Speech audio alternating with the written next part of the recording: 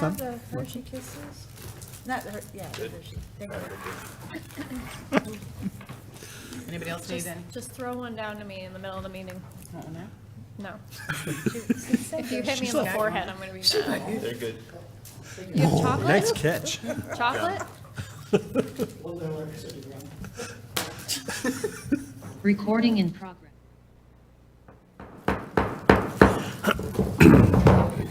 I'll call to order the Monday, November 7th, 2022 Town Council Committee of the Whole meeting to order at 6:32.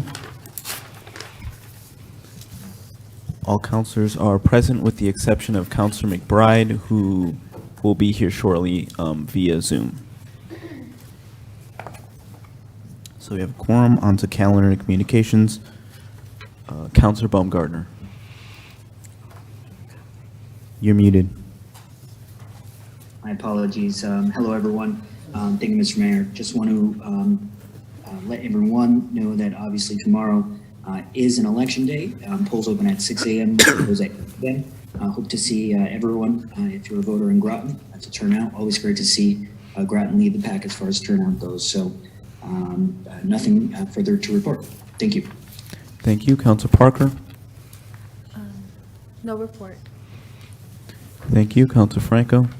I attended the Groton Little League Fall Awards Dinner, as well as Councilor Parker this weekend, and it was really nice. They put on a great presentation for the kids and for their fall season, and with awards and videos, and it was really nice to see all the kids and being excited and happy. So thank you. Councilor Jones. Thank you, Mr. Mayor. I have personally nothing, but I want to read an email that we received just this week, and congratulations for Thrive 55. This was directed to the director. It says, thank you for submitting an application to the 2022 ICAA New Step Pinnacle Awards. Congratulations on being selected as a winner. You're among the top 5 best wellness community centers in North America. We're thrilled to recognize your organization for their outstanding commitment to enhancing the lives of older adults through their thriving wellness culture. The ICAA New Step Pinnacle Awards are presented to organizations that partner with members, clients, and staff to create the relevant, meaningful opportunities that empower people to live better longer. So I just want to say congratulations to our Thrive 55 Senior Center. Anybody who uses it knows how great it is, and it's nice to be recognized nationally. So, Here, here. Thank you. Councilor McBride is not with us yet. Councilor Bordelon. Thank you. I received communications regarding Brantford. Let me see what else. I also did receive a communication from a constituent, and I'm going to forward it to the Board of Ed regarding a tree limb that went down close to the, I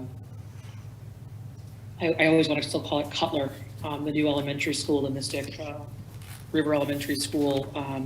I guess they had somebody come out there already, Sam Kilpatrick, and there's some work that's still waiting to be done. So I will forward that email appropriately.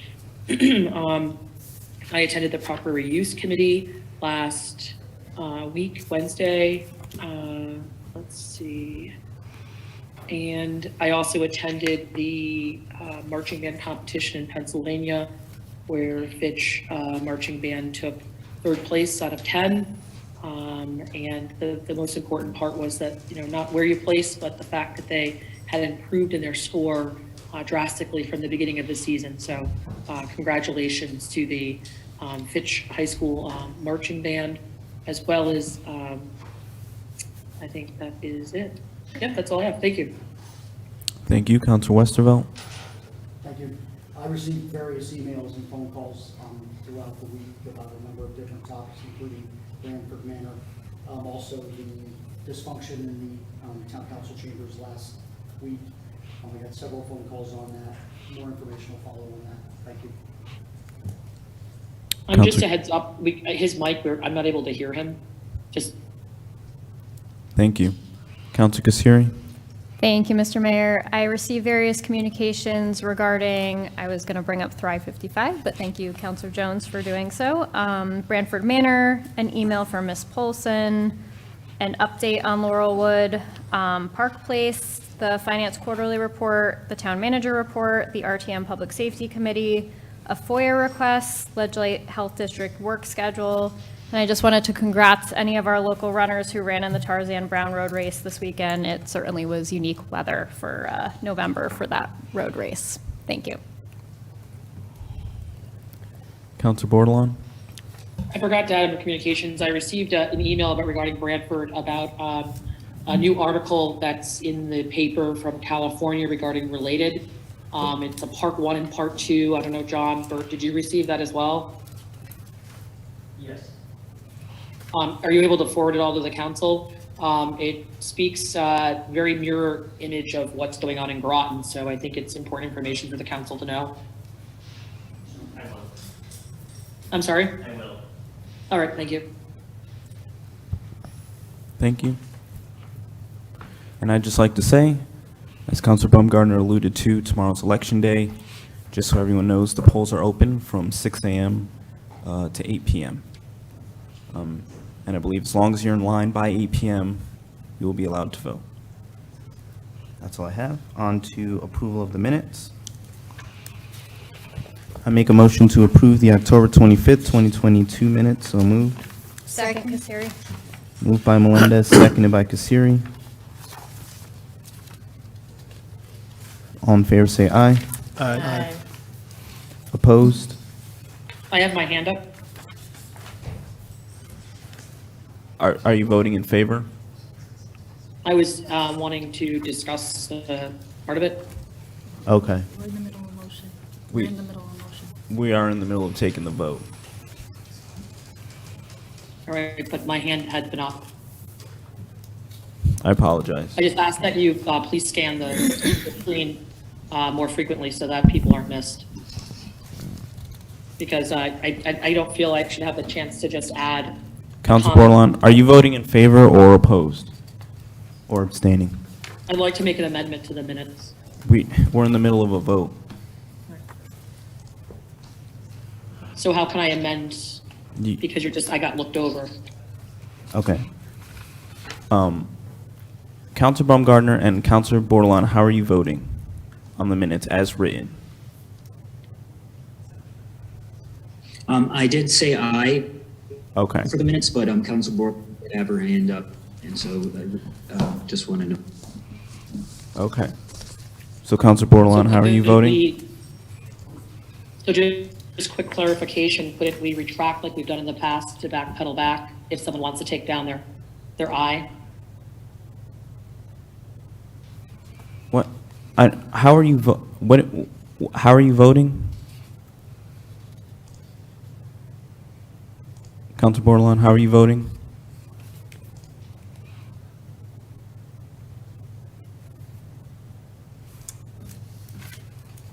You're muted.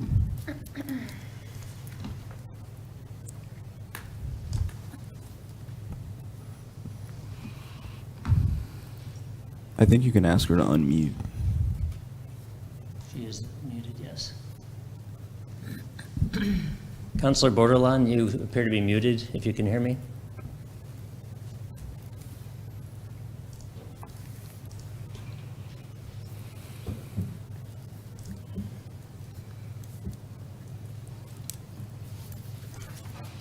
Councilor Baumgartner, are you there?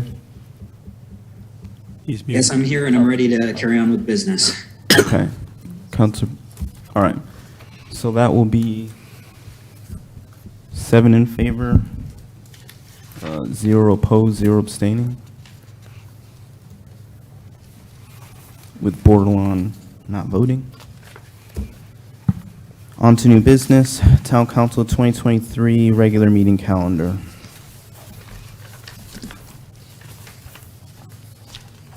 I'll read. I make a motion to recommend a resolution for approval of the Town Council regular meeting calendar for 2023 as attached. I so move. Second. Moved by Parker, seconded by Franco. We do have a hand up for Councilor Baumgartner. Councilor Baumgartner. Yes, thank you.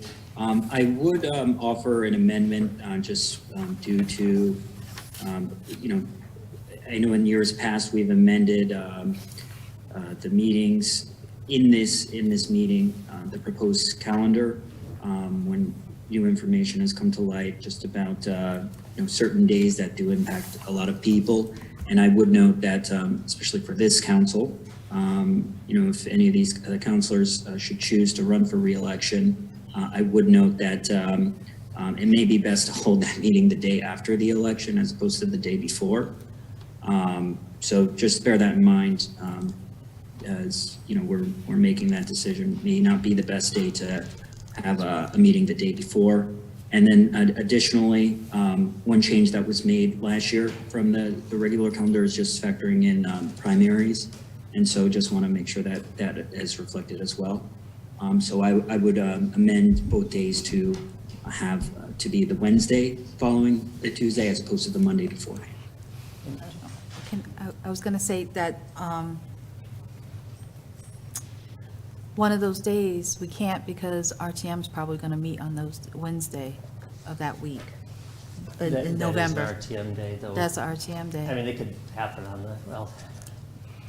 taping, I'm not sure. Taping would be Yeah. interesting to do. That's, Right. I wouldn't switch that one.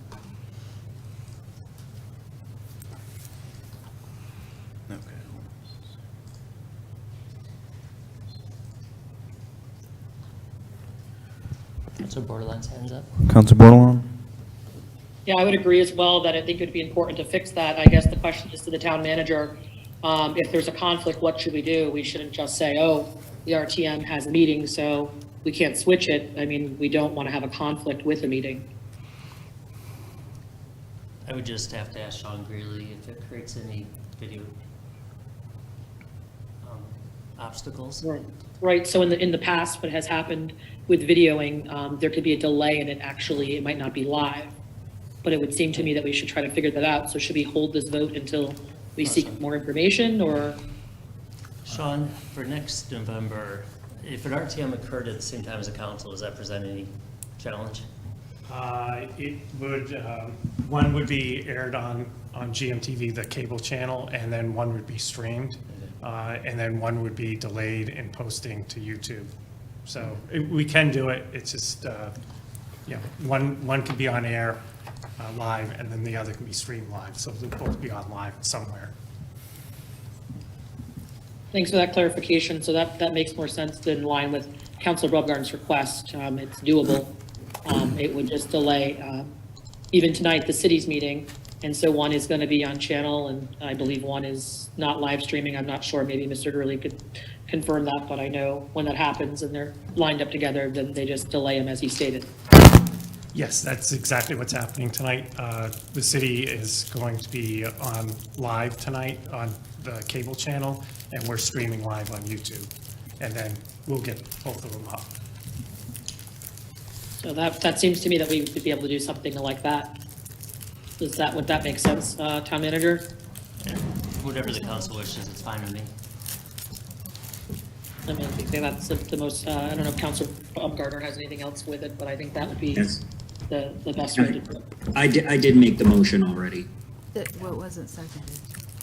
I'll second it. I didn't, did he clarify his motion, please? Counselor Baumgartner, was it just that one day, or was there another day as well? Yes, I'll restate my motion just as I did previously, but the motion was to change the regular town council meeting in November, the first one, from Monday to Wednesday. And then the same goes for what would be the date of the primary in September. I'll second that. So Wednesday, September 6th, and Wednesday, November 8th. That's correct. No, August. Oh, August. Municipal August, primary- August municipal 2nd. primary- Municipal primaries are held in September. September. Oh, it's September? Okay. Yes, state elections are held in August, state primaries are held in August, municipal primaries are held in September. Okay. So Wednesday, September 6th, Wednesday, November 8th.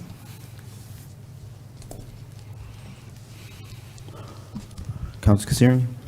Thank you, Mr. Mayor. Mr. Burt, what kind of burden does this put on town staff if they're expected to be in an RTM meeting and potentially a council meeting on the same night? Typically, I'm the only one that goes to both. Obviously, I'll be here rather than, what I'd probably do is arrange for that one to have like, planning department give an update at that one at the RTM at the same, that night in place of me. So it's not a big deal. But in theory, you wouldn't be able to be present at both, and the RTM only gets to speak to you one day a month, correct? That's correct. I think the important thing here is for counselors have to do town business, and that's what we were elected to do. And I think it's more important for us to be here on a night that we know is not going to be burdened in an RTM meeting and a council meeting, and to worry less about campaigning. Thank you. Two hands up on that. All right. Before we get to them, I'll just say briefly or quickly, we could also do Thursday. Just putting it out there. Counselor Baumgartner. Yes, I would, if you'd be willing to make that amendment, Mr. Mayor, I would gladly support that amendment. I would note that what was not mentioned is our town clerk, who obviously administers absentee ballots. It is a very busy night and day for her as well, and she is a town staff member as well. So just bear that in mind. Obviously, as Mr. Burt shared, there is an impact on him, but there's also an impact on our town clerk that should not be missed. And she obviously, at our regular council meetings, in a very, obviously in our regular council meetings, does the minutes, but at our COW meetings, sometimes she's in attendance. So I just want to bear that in mind as well. Manager I Burt. don't see any conflict with the September one. There's no RTM on that day after, just the way Okay. the dates fall. Okay. Counselor Bordelon. Thank you. I can agree with the town staff burden, and I think it is a good, reminder that also the town clerk needs to be available that day, on an election day, so it is important. I don't want to cause a burden to any of the extra staff, but, there are meetings where John, the town manager does not attend the RTM, so if it was one of the days that he didn't, as he stated, he could have, someone do a presentation, which has been done in the past. The RTM has had meetings without town manager present. Is that correct, John? I mean, they kind of run on their own. Yeah, I think there's been one or two since I've been here that I haven't been at, yes, but they weren't Yeah. long ago. Right, so it can be done, and so I do encourage we either look at a way to make this work so that the town can run efficiently, but also that we're not boxing out and making sure people are available to do the town's work on that day. Thank you.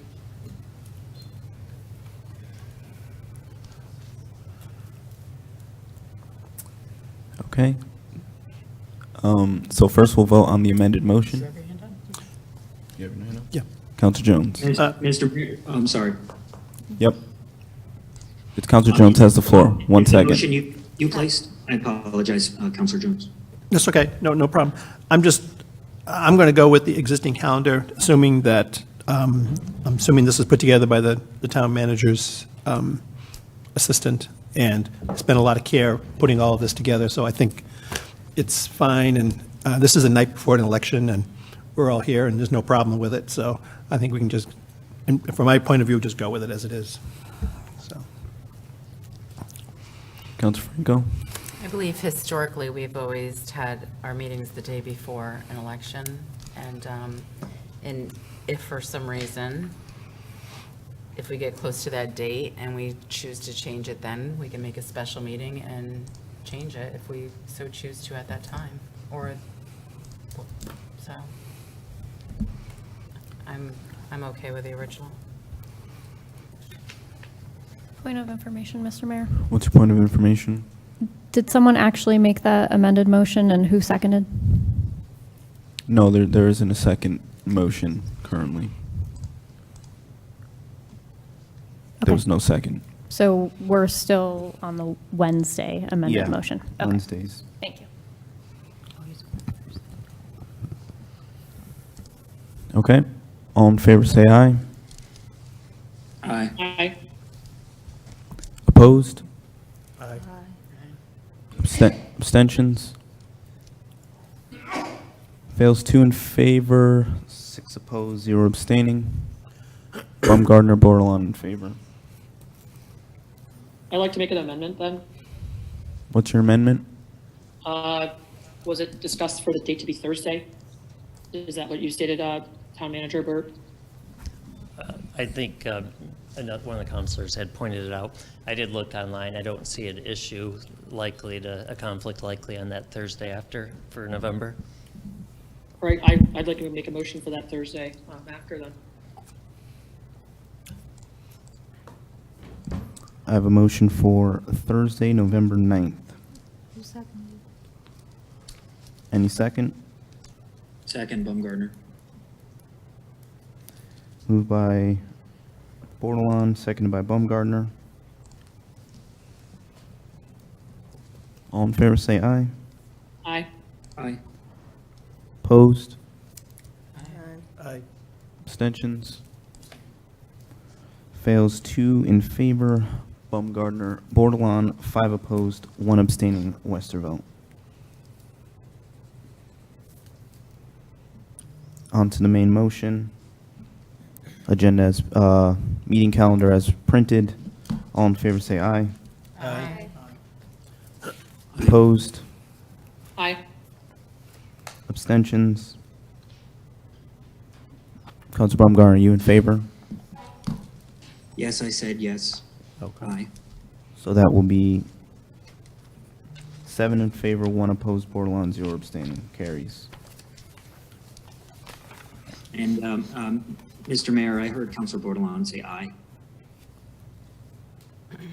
Councilor Bordelon, were you opposed? I'm opposed. Okay, thank you. My apologies. On to Town Council Committee of the Whole 2023 regular meeting calendar. I make a motion to recommend a resolution for approval of the Committee of the Whole regular meeting calendar for 2023 as attached. So moved. Second. Moved by Melendez, seconded by Jones.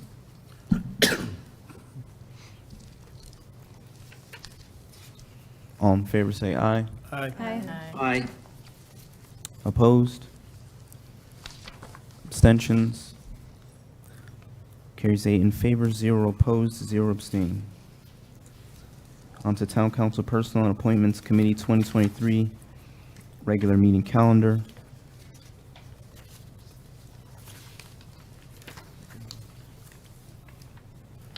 Okay. I make a motion to recommend a resolution for approval of the Personnel and Appointments Committee regular meeting schedule for 2023 as attached. So moved. Second, Kaseri. Moved by Melendez, seconded by Kasiri. All in favor say aye. Aye. Oh, I have a question. I'm sorry. We had a vote. Opposed? Abstentions? 8 in favor, 0 opposed, 0 abstaining.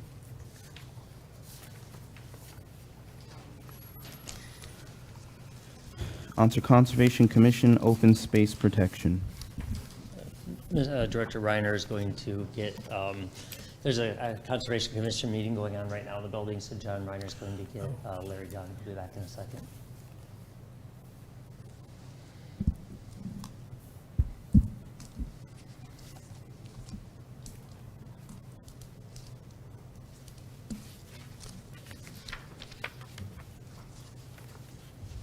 Okay.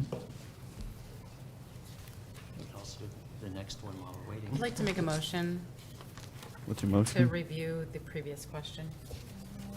Second. Okay, I've got a motion to reconsider the Personnel and Appointments Committee regular meeting calendar by Franco, seconded by Jones. Can I speak to it, or is there? Yeah. Wait. I don't know. Okay. I actually don't know. Thought it was non-debatable. Okay, I could be wrong. we can vote. It's fine. All in favor say aye. Aye. Aye. Opposed? Abstentions? One. I'll abstain. Okay, carries 6 in favor, 0 opposed, 2 abstaining. Parker, Bordelon. Counselor Franco? Thank you.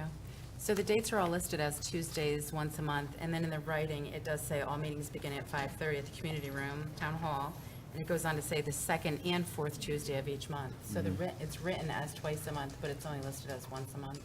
So I think there's an issue here.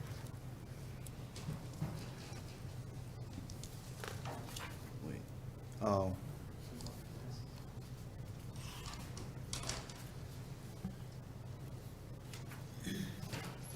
Wouldn't that be the Yeah. third They Thursday? just copied I see. We just gotta, this. yeah. We just gotta take off the last sentence. Should it be twice a month? It used to be. It's- Wouldn't it be the third Tuesday? It's the third Tuesday. Okay, yeah. Third Tuesday, yeah. So shall we change the last sentence and remove second and fourth Tuesday to third Tuesday, Yep. as noted? Moved by Franco, seconded by Melendez.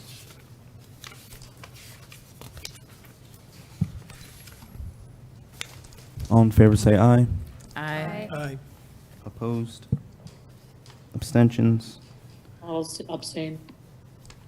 Carries 7 in favor, 0 opposed, 1 abstaining. Bordelon. It's here, too.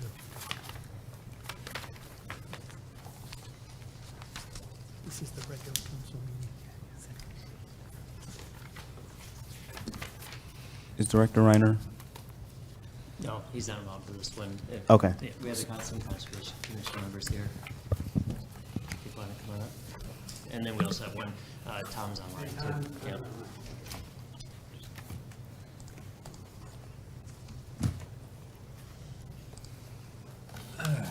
Good evening. Welcome. Let's get into it? Yep. Okay. This hopefully will be straightforward. As you know, the role of the Conservation Commission is to provide inventory and recommendations on open space. And as part of that analysis is to look at the legal grounding underneath the open space parcels. So Tom Olson, who is online. So Tom, I'd like to kind of call out, he did pretty much all the work in the bowels of the town vaults, et cetera, digging through dusty records, kind of coming up with the information. So I'd like to turn this over to Tom to go through the presentation that was provided in the handout. So Tom, take it away. Thank you. I don't know who's going to project that, if they have capability of projecting it, go right ahead. But this is the Conservation Commission. Most of the members are in the crowd here. We'd like to thank you for your opportunity to talk to you tonight. I'll move to the next slide, slide number 2 on page 19 of the agenda package.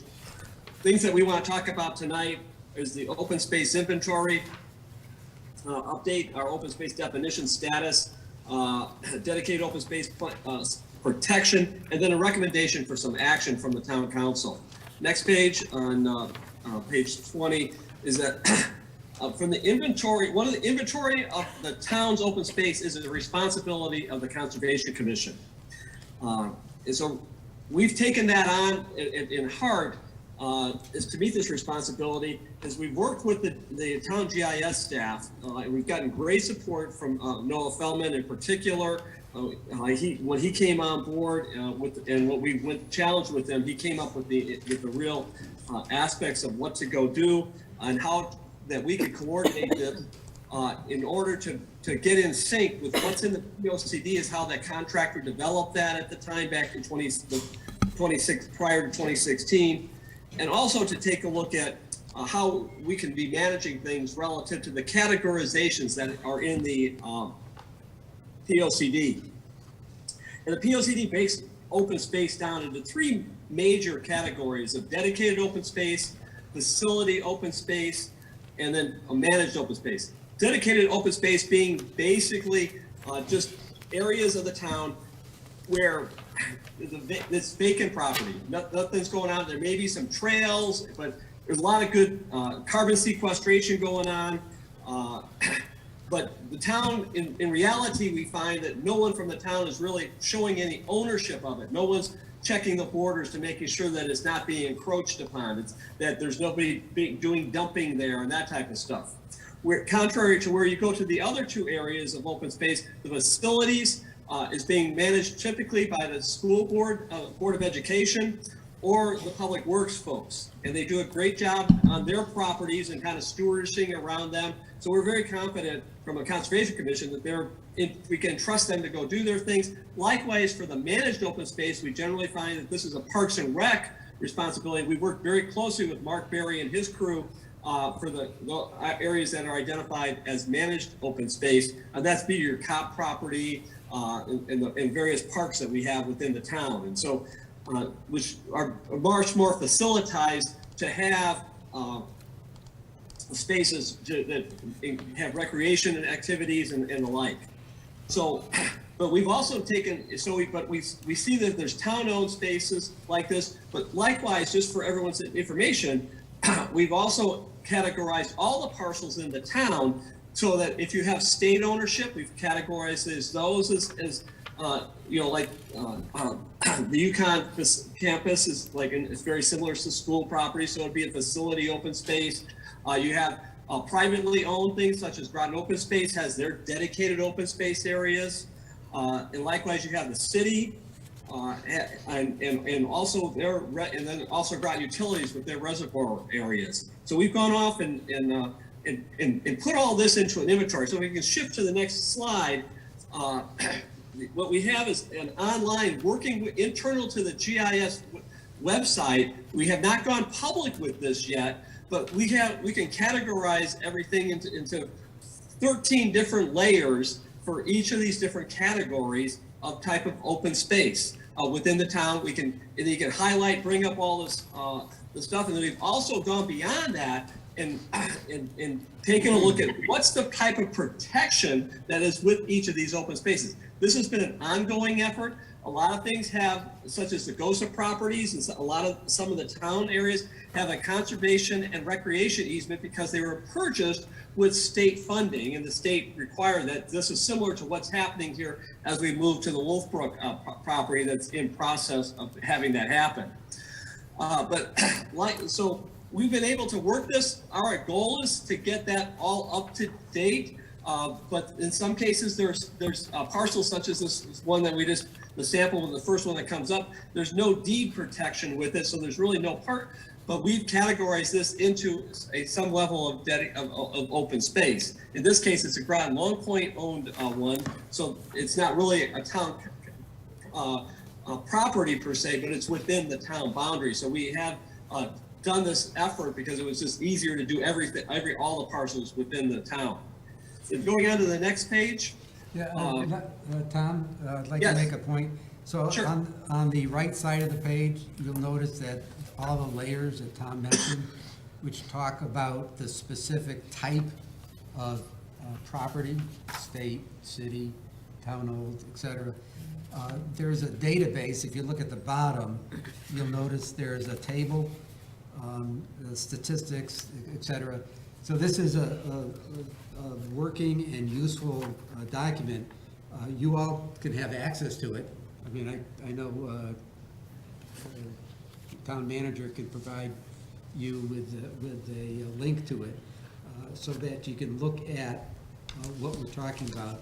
And in the table description, it gets into all the things that Tom mentioned. So there's, I'm thinking there's 20 or 30 columns of attributes for each of the properties. So a lot of information. We've been working closely with the town staff to make a portion of this public, and we hope that will happen early first quarter. Right? So I just wanted to make that because it's a very good tool to answer a lot of the questions some of you folks have had in the past about, how much open space, where is it, and this will provide the definitive answer to that. So Tom, back to you. Fine, thank you. If we can go on to the next slide. One of the things that in the Open Space Conservation Plan that was approved back in December of 2020 by the Town Council was that we endorsed the state of Connecticut DEP Green Plan definitions of preserved open space and protected open space. And what we basically have kind of captured as we've been developing this inventory, is we've been using those definitions here for managed and facility open space being preserved and protected as being to the dedicated. And that's one of the things that we've been working on, is we find that we're probably at the 90%, 85, 90% there from a total acreage perspective. There's a lot of little parcels out there that are not protected, but are we kind of categorized in the open, in the protected, that we like to get into a protected open or a dedicated open space, and we'd like to get that protection onto them. And that's what we're coming here tonight to discuss. So if we go to the next slide, we've got the dedicated open space protection. We found there's basically 100 dedicated open space parcels that as we went through our inventory. 38 of those parcels have no form of protection as that we can find as of this date in our land record search. It's a lot of times that these 38s were either through a foreclosure type of action. So no one really went out and bought this thing as open space perspective. We just took it over and we resulted in open space. But a majority of those 35 of the 38 parcels are under 3 acres. And from an open space management perspective and dedication, we're not too worried about trying to go put a lot of effort into trying to protect those. But we did identify 3 remaining larger open space parcels that are greater than 3 acres, Zero Industrial Drive, Linton Avenue, and then Flanders Road. And what we're looking at here is we recognize very quickly that the Zero Flanders Road, that's the parcel that was part of the data center discussion earlier this year. So we're not going to touch that one. We'll let that it's got its own life to it as right now. But the other 2, nothing's been happening on these. One is on Zero Industrial Drive. The deed was silent. It butts the water pollution control facility there, Haley Farm. We've developed a stewardship plan and kind of give you a little bit of the area where it's just north of Haley, of Bluff Point and abutting on Haley, right, kind of that corner where everything meets up. The other one is on Linton Drive, which is actually in the city, but that the town owns the parcel. It was originally set aside on the drawings from back in the 1950s for no development, but it was never turned over to the town because it was it pre-led any of the subdivision regulations that we would have had to require open space. But the developer was very forward thinking, but because it doesn't say open space on it, we really, and then subsequently it was sold to the town rather than granted to the town by the follow-on owners without any clear definition and stars where we can find reviewing any of the town records and stuff. So what we're asking for is to put some type of, if we go to the next slide for the recommendation here. So back in 2005, we took a look at and saw that for the Mortimer Wright property, just south of where you're sitting right now, the town council directed the town clerk to annotate the records to reflect the open space restrictions on those deeds. And Barbara Tarbax at the time, put a little note on each one of those land records, and based on the text of a legislative file that was from a referral that was approved by the town council. And so what we'd like to recommend is for the 2 parcels on Linton and on Industrial Drive here, that a similar referral and language be approved by the town council at your discretion, and to at least get these larger parcels put into the dedicated open space without any question.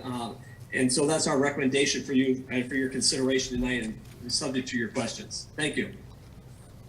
Thank you for that presentation and all the work that went into it. Does the council have any questions? Councilor Jones? Thank you, Mr. Mayor. Thank you, Mr. Olson, for all the work, and I know you have visited personally all of these pieces of property, so thank you for doing that. Can you just explain to me what a deed is silent? I don't know what that means. when I go read the deed, it just says, we transfer this piece of parcel to the town. It's silent relative to any discussion of open space or reference to a map that has the terminology open space on it. So that's why I just put in the deed is silent, that we have nothing to grab onto to point to saying, hey, there's some protection on this parcel. So do we get pieces of land, maybe this is a question for Town Manager Burt, do we get pieces of land sometimes that have, like, they'll donate or, dedicate sort of here's a map location, or this piece of land is for industrial use, or is that the kind of thing that happens? Well, usually what we check more for are just easements over it, including conservation easements, but anything can happen with a transfer. And I will mention that town staff did review these, no issues were flagged, so totally up to the council.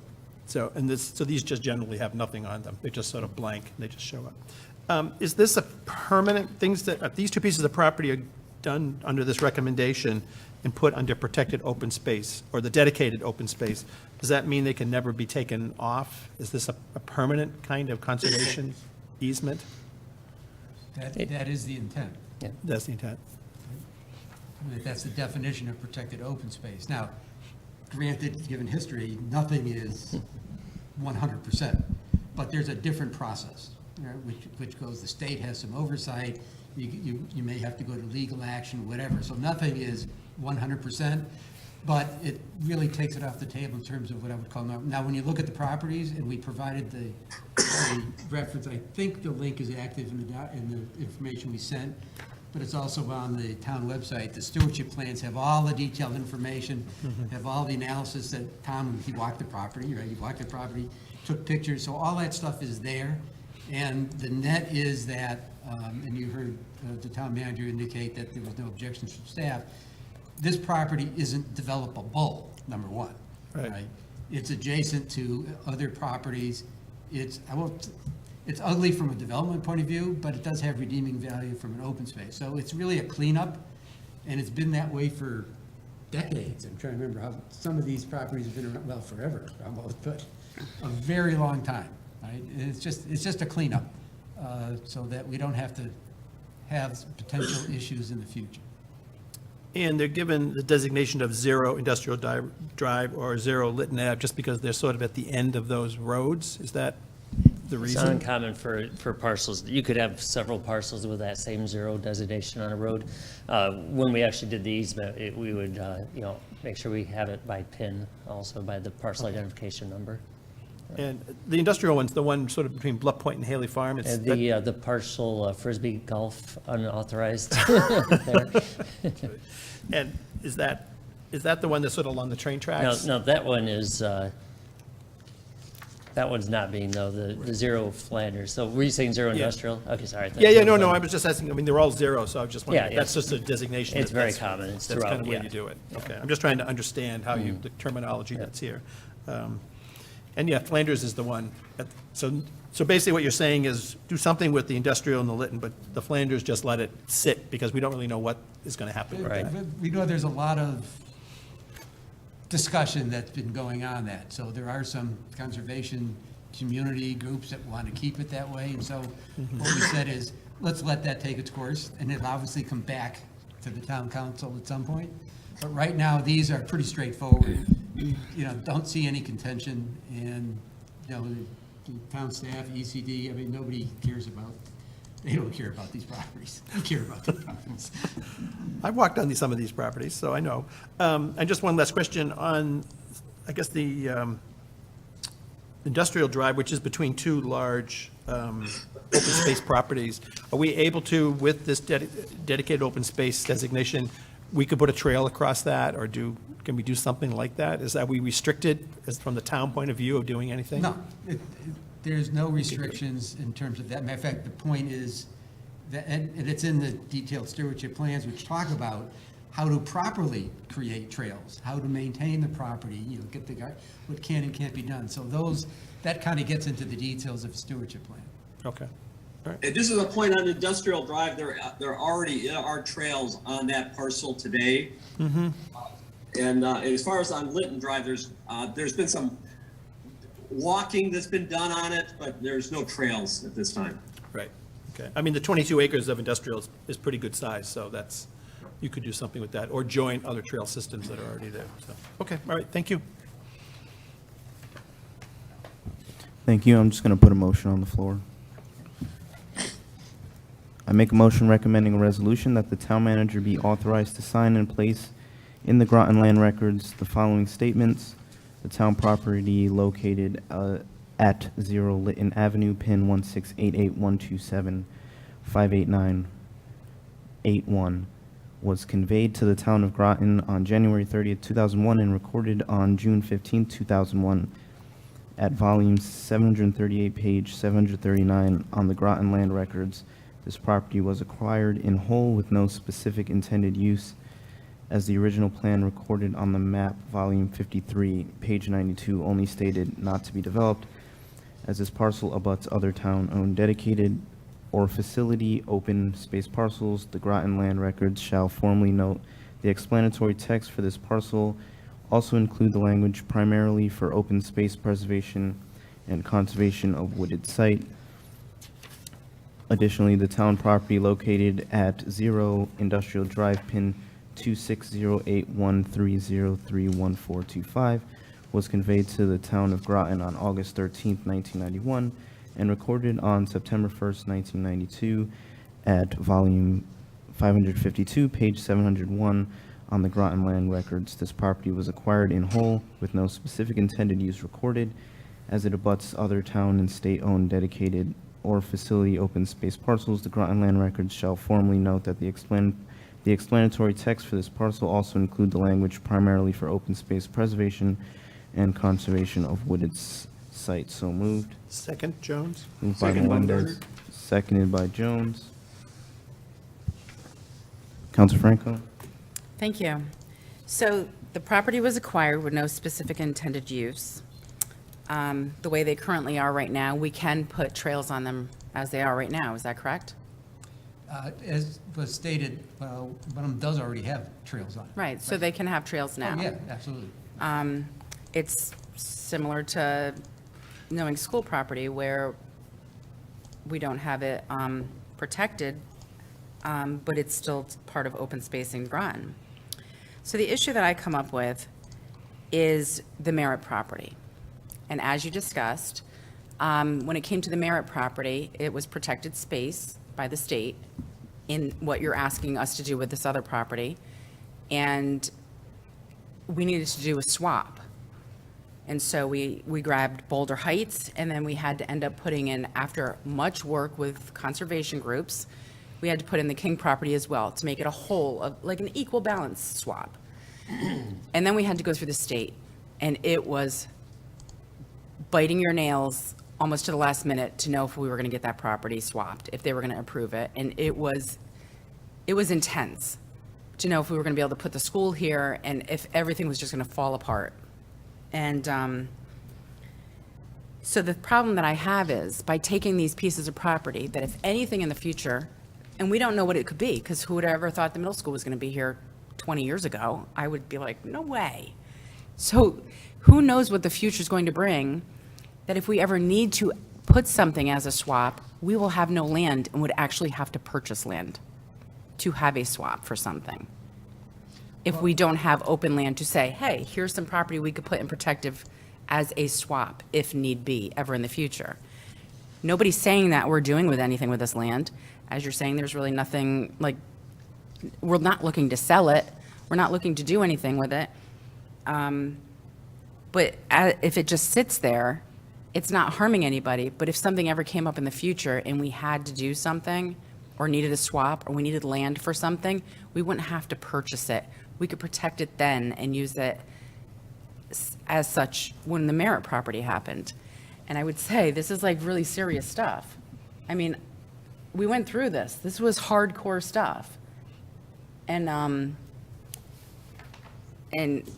I really just don't want to go through it again. And there's not a lot of space that's open like this that we could use. Well, I think the purpose is exactly that. It's supposed to be hard. It should be hard. If it's easy, then you don't have open space. It's a sham. So I disagree. One of the reasons that we did not talk about or come to you with 0 Flanders Road was precisely for that point. It says that needs to be, a lot more work needs to be done, and we didn't want to force an issue of trying to encumber that by saying it's open space and then you couldn't deal with it. These, and I'm not sure I understand what you said, but I think the fact that, anything that comes up in the future, there's going to be a unique solution, right? It doesn't necessarily mean a swap. It doesn't necessarily, it could be that there's an agreement to, plant 10,000 trees someplace. So there's a lot of different approaches one could do to pass some legal hurdles and get the community's support. And that's what we're trying to do here, is you need to get the community support if you want to, I shouldn't say giveaway, if you want to utilize open space for something else, then yes, it should be hard and it should require community effort. And so I don't think that's a problem. I think that's a benefit. So if we wanted to put something on a protected space right now, let's just say we needed to build something, it's protected, and we wanted to build, I don't know, just say a community center. Let's just put it out there. Something that we don't know what's going to happen in 20 years from now. We want to put a community center on like some kind of protected space. And then we have to say, all right, well, what are we going to give in return or swap for that? If this land's protected, it's already protected. We can't say we're going to swap and give you this protected land now. We would have to probably go purchase land because we don't have any more land, really. There's not a lot of land left that's in our possession. If I may answer, ma'am, one of the things I think that people are missing here on the merit, in particular that you're using as an example, was that particular parcel had a state grant attached to it, because the town utilized an open space acquisition grant dollars from the state of Connecticut. And so the state of Connecticut had a conservation and recreation easement on that particular parcel that was failed to be noticed in the due diligence that was being done by the schools committees. And we started going forward with massive planning without doing the necessary due diligence to see that the state had the requirements to keep it as parcel, because the town back in the 1980s agreed to, in this particular place, that this was that special. That's why we had to go to the state to get things to correct it. Now, in the case of these two parcels, the town owns these. The town did not use any funds from the state, and so the town can change its mind as far as on how. But it would require by the state statutes, when you're utilizing and changing the use of an acreage that's greater than 3 acres, that you hold a public hearing. And that's all, in reality, in what the public's going to demand and what's the right actions for the future town councils, that's TBD. And I think that's what Larry's saying. It needs to be a hard process, but at least so that there's a public voice, and that's what we're trying to protect, these larger parcels and ensuring that process happens in the future. Thank you. I have to be able to respond to that. You can take your second time. I have no other hands. I understand that, but if it's already protected by this, I'm just saying, if we wanted to put something on some kind of space, conservation people will ask for more. They're going to want more space. They're going to want us to buy more space and add it to it, because this would already be protected. They wouldn't be saying, yes, let's get that into protection. They're going to say, no, buy more space or get more space and put into this. That's how I foresee it, because this would already be protected if something ever came up in the future. This, I see it as, we ended up putting Boulder Heights and the King property into protected conservation, property. And I mean, it's probably never going to be used for anything else, potentially, but then we used it for that swap, and then it became protected. And then if we don't have anything else and we protect absolutely everything, if something comes up in the future, we will have nothing to use other than potentially purchasing if something had to come up. I mean, I certainly understand that point of view, but what Tom said was, there's no requirement that it has to be a swap or anything. It just has to go through a process. If the town says, we want to build, I won't say a school because there's not much you could do on that property. We want to put a facilities storage building there, right? I mean, that still could be done, but you just need to go through a process with, public input to authorize it. So I don't want to prejudge one way or another on this, especially these properties. I don't see that happening, but I understand your point. Councilor Bordelon? Thank you. I just want to thank Tom and Larry for the great update, and I think it's really great that document and link will allow us to navigate through. So I think that's awesome. Nicely done, and I'm sure it takes a lot of time to fill all that in. As far as this goes, I'm in full support of it. I think as we signed as a council to be much more conservation friendly and environmentally friendly, and making sure that we are protecting our community. As it's always stated, once you lose land, you can never get it back. I can understand some of the concerns that were stated. I know for some, there's two sides to that story with married property. Others felt that Boulder and the other piece of land was not an even swap, and people were not happy, not that they didn't want a new middle school, but they did not want it on that particular property. So there's two sides to it. It was crunch time because it was already agreed upon, and there was a lot of back work that hadn't been done. With that, I think the purpose of this is to protect land, and that's what we should be doing. It was stated as well that we want to make sure we keep our trees, our mature trees on these properties. It also has been stated that on the city side, we lack protected land, and there's a property here and a chance to protect it. I think we should act on that. And so I fully 100% support this. I think it's a beautifully written document, and I look forward. I'm sure there's other properties that maybe need fine tuning and revisitation. And I think it's the good of all Groton in the future to come. It's better to put the protections on now, and if you have to later, then you can look at ways to opening them if needed. But the goal is to protect now while we can. And I'm in full support of that. And I thank you both and everyone that's here representing this side of it. I'm all for the environmental protection. Thank you. Councilor Baumgartner? Yes, thank you, Mr. Mayor. Just a quick question for Mr. Olson.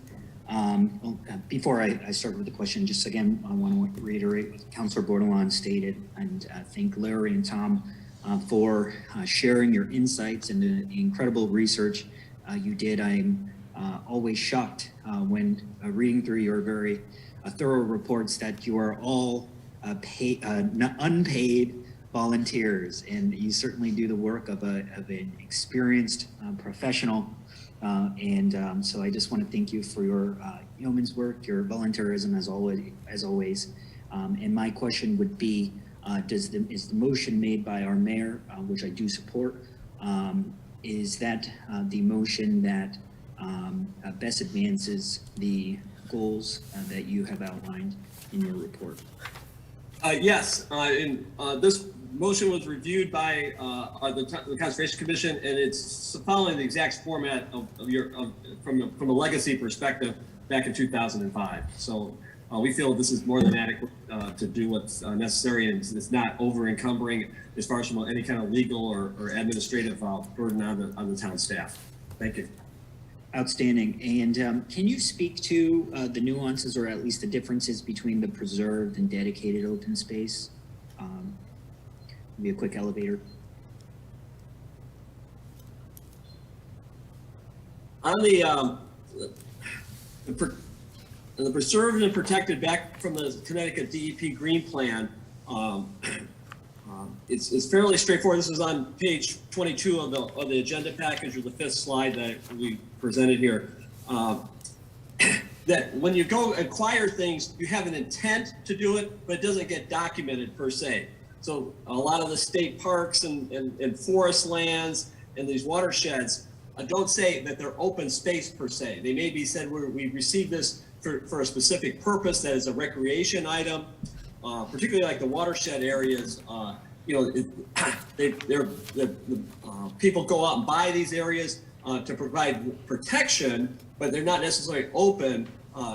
Whereas we want on the protected side, any area of the land restriction that would limit the use to open space only. So it becomes a much more focused and laser focused to being open space, and that there's nothing other alternatives reasons behind it. And that's the common one. They talk about having conservation or deed restrictions, and we're looking for the deed restrictions as opposed to conservation restrictions, which would typically be a conservation or a conservation and recreation easement. The town, in a parallel effort that we're doing right now with the town staff, is going and assembling the list of all the easements that the town currently holds, that are held within the town for conservation or conservation recreation. There's about 10 conservation and recreation easements that are held by the state of Connecticut, and there's another 70 that are held by various activities. A vast majority of those are with the town. And those conservation easements are not being enforced for all intents and purposes because nobody actually even has the list, let alone going out and looking to ensure they're being enforced. So that's another area but that's not for discussion for tonight, but I just want to point that out is to help identify the difference between these ones where you have some legal definition, and that's where you want unprotected open space. Thank you. So in that unique circumstance where they meet that criteria, you mentioned that there were 14 kind of categories. Is that one of those categories? Right now, this is where as we work towards the next POCD, we would like to have a better clarification because you have the state doing preserved and protected, and that's from our POCD for the town of Groton didn't talk to those type of levels. They talk, and that's because we basically are, as from the Conservation Commission, are trying to puka things into the managed facility being in the preserve, at least in the preserve, and that the dedicated be in the protected area. Outstanding. And do you know any other municipalities that have utilized this model that you've used? I cannot cite any at this time personally. I have not really done a lot of research in I've read a couple, particularly up in Ledyard, Preston area, but that's about out. But I wouldn't say that they're at the level of fidelity that we have here because of the uniqueness of our POCD, the way it's established. And perhaps we are the model now. So I'm excited to see this rolled out with our town GIS, and commend the commission for working in tandem with our crew.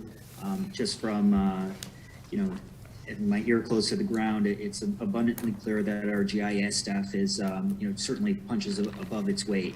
And, we're very fortunate to have not just an experienced GIS staff, but a well-resourced GIS staff, and hope we can continue that progress and collaboration in the future. And then as far as the motion on the floor, I do support this motion. I think any steps we can take to further codify or at least, enhance our, restrictions is on development in areas that are really ought to be set aside for open space protected in perpetuity. That's critical. And so you've done that, and very much look forward to supporting your efforts and further preserving open spaces in the future. So again, thank you, and nothing further, Mr. Mayor. Thank you, Councilor Parker. So, a couple of questions. The town already owns these properties. Just because the deed is silent and doesn't say anything, it's still open space, it's just not being used, but you guys want it to say, you want to restrict it, correct? Does it have to be restricted? And why would we put restrictions on it when you saying it's not developable? It's not restricted, it's protected. Protected only to preserve, only primarily for open space preservation and conservation of wooded site. So it won't be used for anything else besides being open space and preserved continuously. I'm not comfortable with this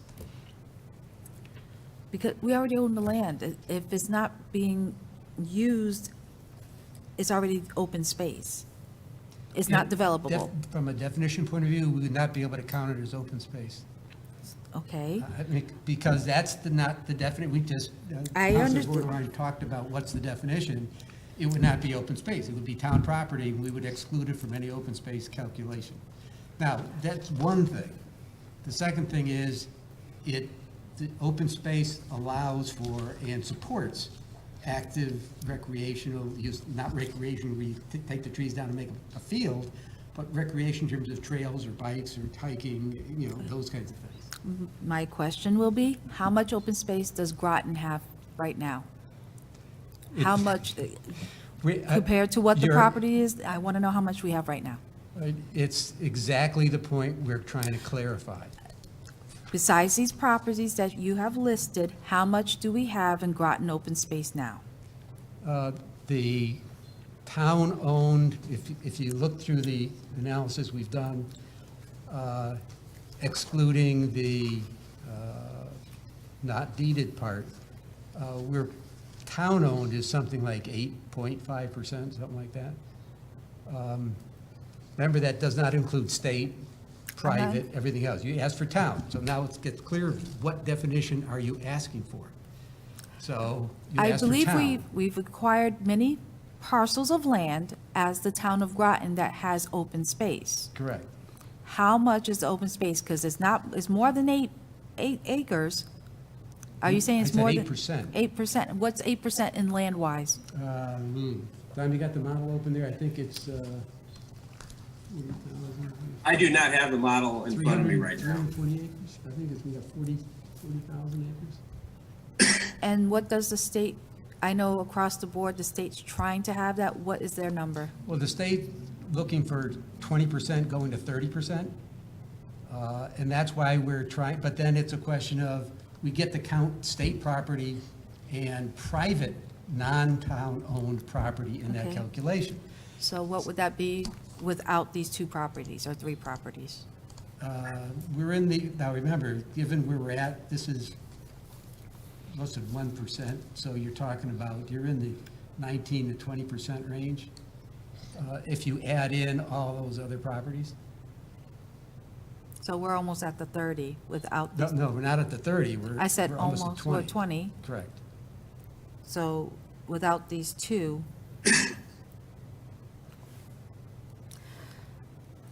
we have a lot of open space property, and I don't want us to lock ourselves into something that we won't be able to get out of. I believe Mr. Olson said something about if we wanted to do something, that the state would have to get involved.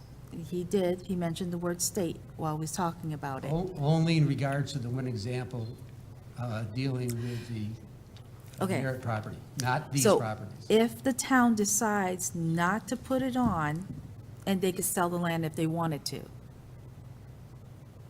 correct? If we wanted to sell this part of the land, and not, only if someone wanted to buy it. If somebody wanted to buy it, technically, yes. But if they have a restriction, what does that do? Because maybe they want to change it for something else. If someone wants to buy the land, what happens? They'd have to petition the council, which would then go through the open, visible process that we talked about earlier. In other words, it doesn't say you can't do it, it raises the bar to do it, which is the whole point of having open space. If open space was just a definition that says you can change it whenever you want, then it is no definition. Be clear on what the process would be so everyone can hear. If they bought the land and it has these restrictions, what, besides going to the town council, where do they go next? How many steps would a person take?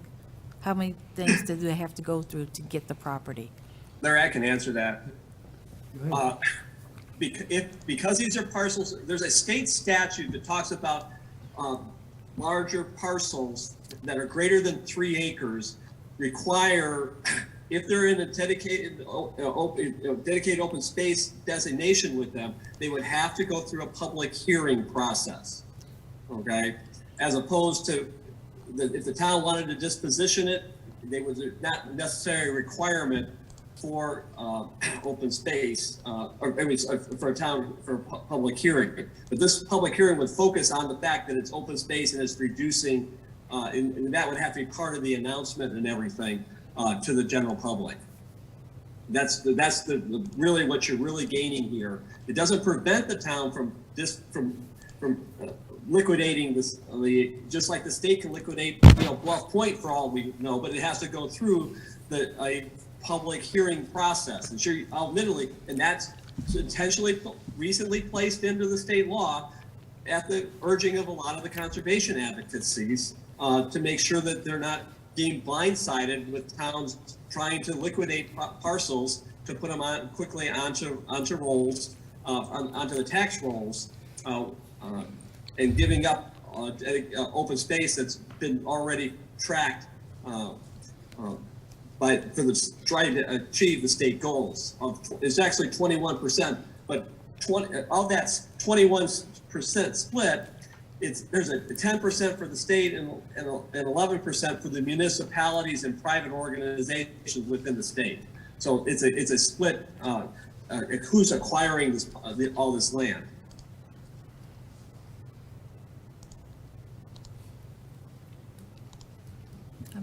Thank you. Thank you. Let me get to my list. I have a Counselor clarifying Kassir? question, too. What's a clarifying question?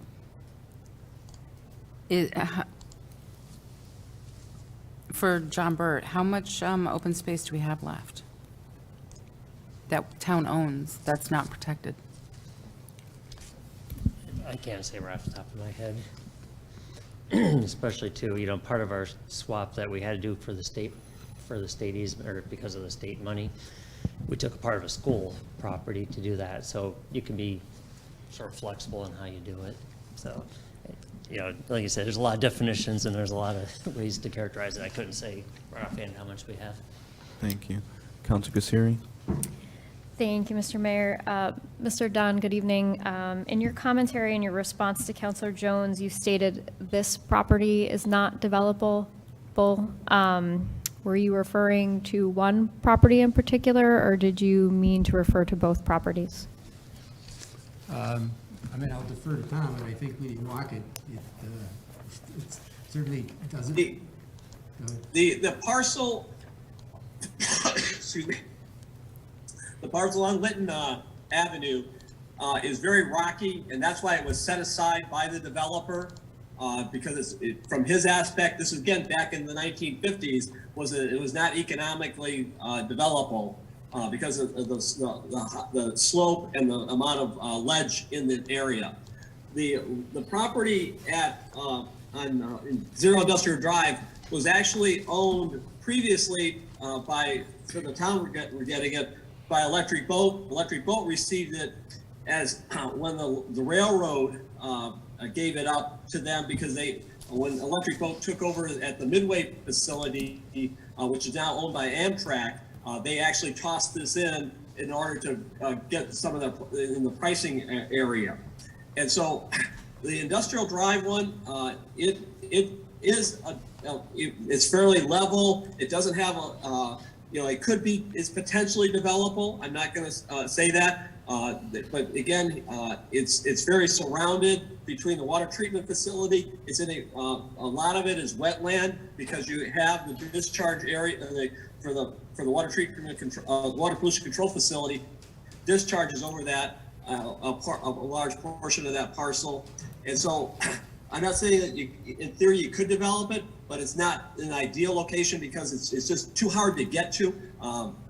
With the town already blocking access from Cary Drive, you already have the trolley trail there. You've got the Amtrak also bordering the property. So there's a lot of negatives to the parcel from an easy development perspective, but it is level, but it does have a lot of other constraints to it. How much you could get out of it, I don't know. I'm not that type of a developer. I just know general characteristics.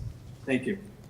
So to clarify, Mr. Olson, you said that the developer from the 50s for Zero Lytton Avenue described the property to be rocky and it was not developable, and this is who we acquired the property from?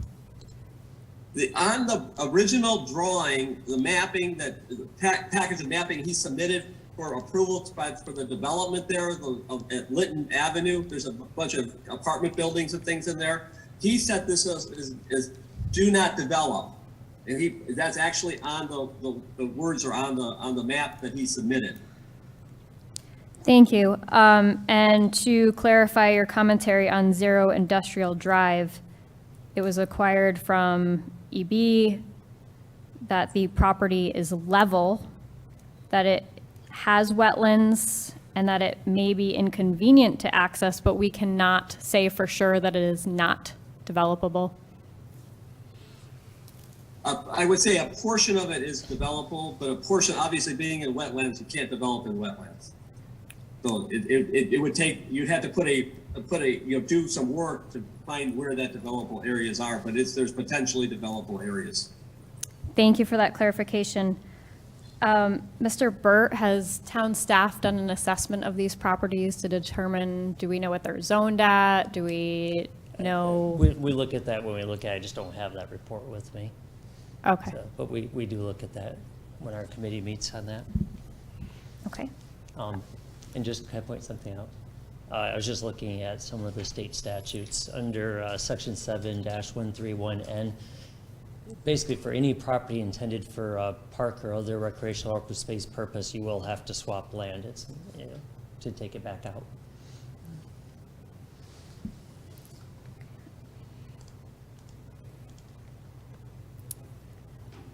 Still my turn? Okay. Just to clarify, this is a town council resolution, correct, Mr. Burt? Say it again. And This- if you want to proceed with it, yes. Yes, okay. So the state statute is required because we're placing it into a protection. Yeah, there's a series of state laws that, in terms of any time we sell town property or in terms of parks changing their use. Actually, let me pull that back up. Let me read it.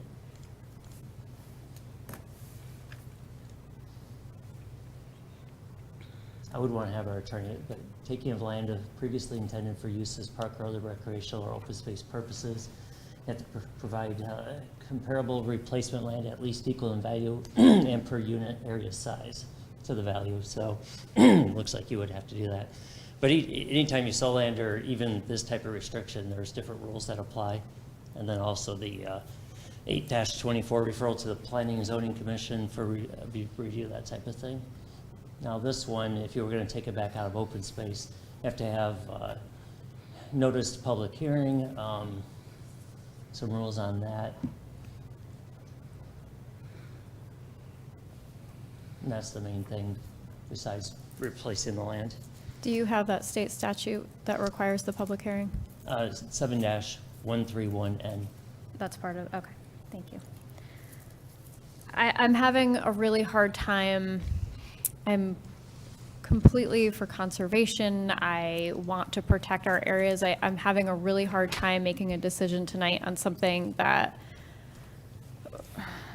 we kind of came into this discussion under the impression that these pieces of property were not developable. And then, we get a little bit into the commentary and we're finding out that some of them may be. I'm feeling like I need a little bit more information on these properties in order to make a decision on this tonight. What are they zoned at? What is town staff's assessment on these properties? I think those are important pieces of information for me to have in order to make a decision on something like this tonight. Thank you. Mayor? Yes? I just add on, I pulled up the full act on that.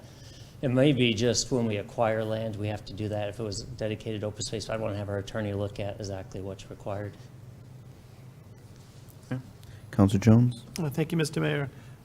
If I sort of get what maybe Councilor Franco is saying, that we're talking about a land bank, having a resource of land that we can use in different places as we may need it. Mr. Burt, do we have any, if we take these pieces of land off the plate, do we have any other pieces of land that we can use that are adequate size if another big building or school or something came along that we needed to do a swap? Anything like that, these wouldn't be big enough anyways. You'd have to look at other, there was extensive work put into the middle school for what could accommodate it. And that was basically the only piece in town that could do it. So it's very hard to find that kind of land now. But if we put these under protection, do we really hamstring ourselves in not having any pieces of land available to work with? I'd really want to have our attorney look at it and say exactly what we'd have to do to take it back out. I don't want to keep talking off the Can- cuff.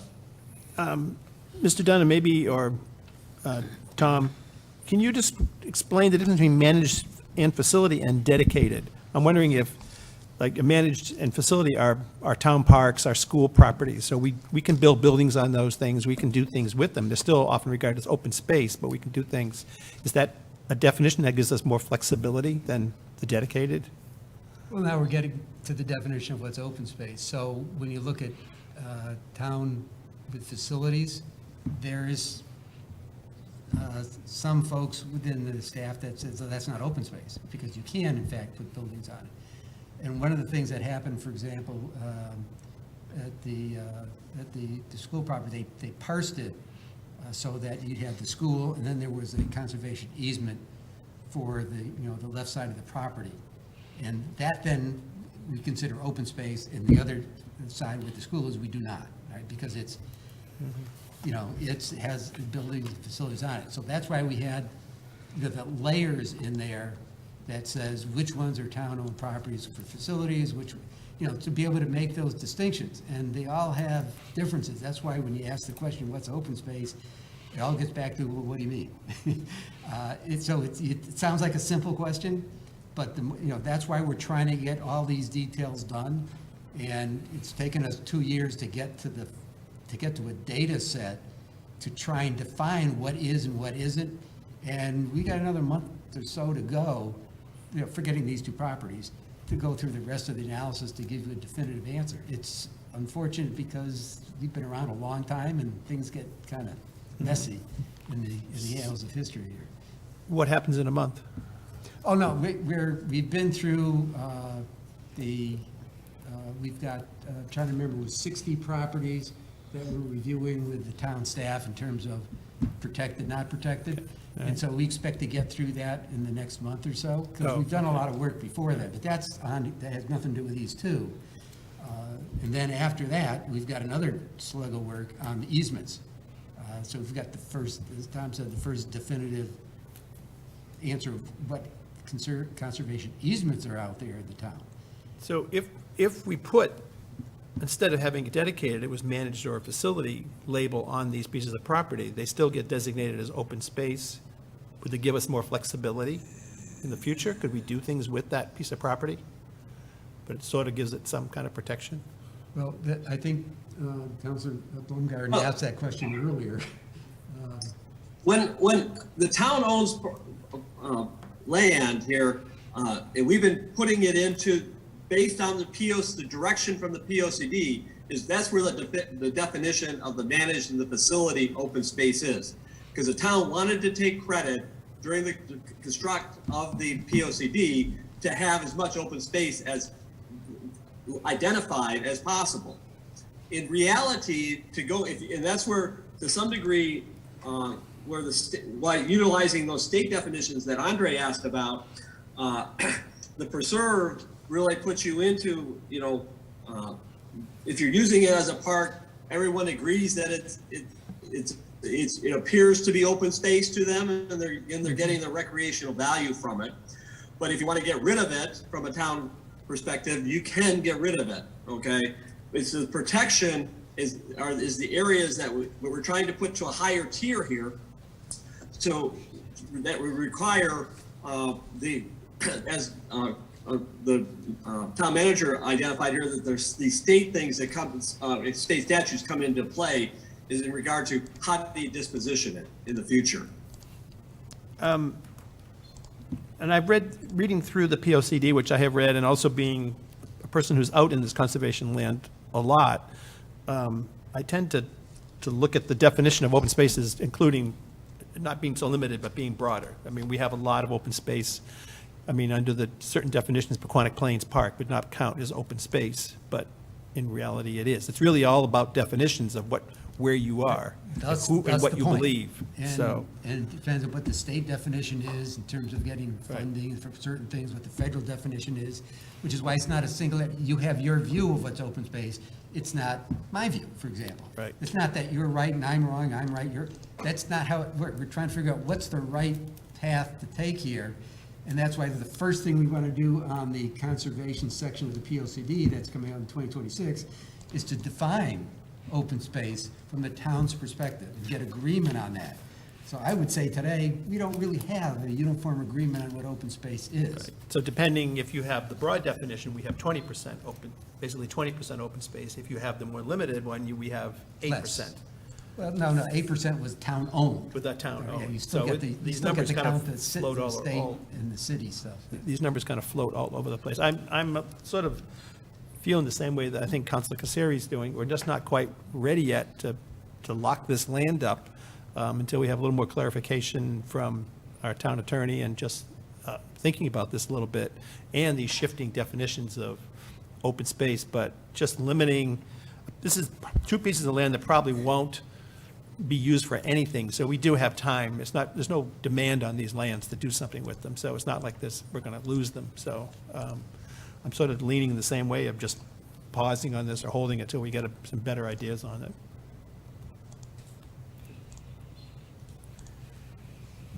Counselor Bordelon? Thank you.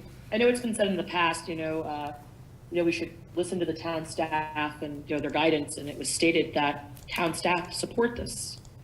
So as a council, we should be looking at it in a way that, it's kind of been through the process. It doesn't seem like it's really affecting anything major. And from that standpoint, they're in full support of it. I'm just a little unclear, the Merritt property was brought up. My understanding that part of the problem with that is the process started to go through. And if I remember correctly, is that the Merritt property's restrictions, conservation restrictions, no one looked at. And as a result, then it was kind of last minute, oh my God, we have to figure this out. So I don't think it's a great comparison from that perspective. That was also because it also had some state protections that were different than what this is. So what I'm trying to say is that I think this is a good move to do. The folks that are before us did the work. Why would we delay it? We agreed as a council to sign on to be a more, looking at the town in a more resiliency and sustainable way, and that is protecting our land. It's been stated that as I stated before, on the city side, District 2 and 3, that there's a shortage of open space. And, I think from that perspective of, looking at the town throughout, I think these are spread evenly through town and strategically. And I think this would provide, just a better protection. As we notice in the town, as you go through a lot of our old documents, there's words missing and things, and this is mere just cleaning up what we already have, just applying and, putting the wording in there. So I encourage the council to move forward and look at this from the resiliency and sustainability aspect. Town staff have already stated that they are in support of this, and the folks before us tonight put a lot of work, and I think we should move forward and protect the land, and that should be the goal. Thank you. Counselor Caseri? Thank you, Mr. Mayor. To be clear, and just to clarify for everyone here and watching tonight, no one is banging down our doors to try and purchase these properties tomorrow, correct? Correct. Okay. And there's not developers like waiting on the sidelines trying to jump on these right now, correct? Correct. Okay. I certainly appreciate everything that the Conservation Commission and all the work that has gone into this. But Mr. Burt, you stated several times tonight that you would like some legal advice from our town attorneys just to Yeah. clarify some of these things. My recommendation would be, one, to have the planning department provide, the zoning and what could be done there, just so you know, and then find out the process from the attorney to remove any easements placed by the town.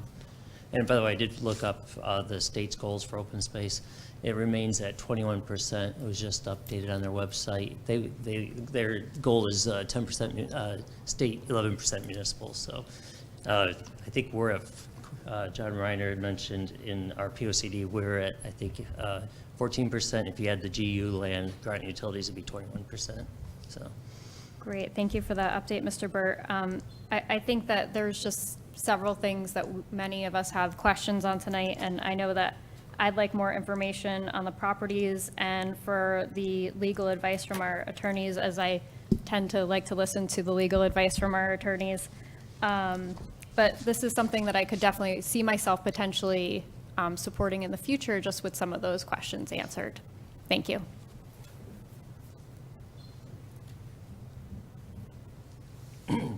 Point of clarification, What's your point of clarification? it's for the attorney here tonight, if, that's my question. Oh, I didn't hear your question. You might have came out. Oh, that's okay, why, Yeah, you're breaking up. can you hear me now? I can hear you now, yes. Bring the attorney forward tonight. Yeah. Every time you start asking the question, you kind of break up. All right, I'm gonna switch computers. My question is how come we didn't bring the attorney on board tonight? Oh, okay. How We come don't we? automatically do that unless we think there's Yeah. going to be an issue. that needs it. Right. I mean, I just think, yeah, okay. Anyway, thank you. Thank you. Point of information. What's your point of information? Mr. Burt, didn't you say that you just wanted the planning and zoning, planning department to also look into this as well? Yes, Thank you. just to provide you more information. Great, thank you. Councilor Baumgartner? Yes, Manager Burt, is John Reiner on the call? He's in the room. Yeah, he's in the room. Director Reiner, I think there might be a question for you.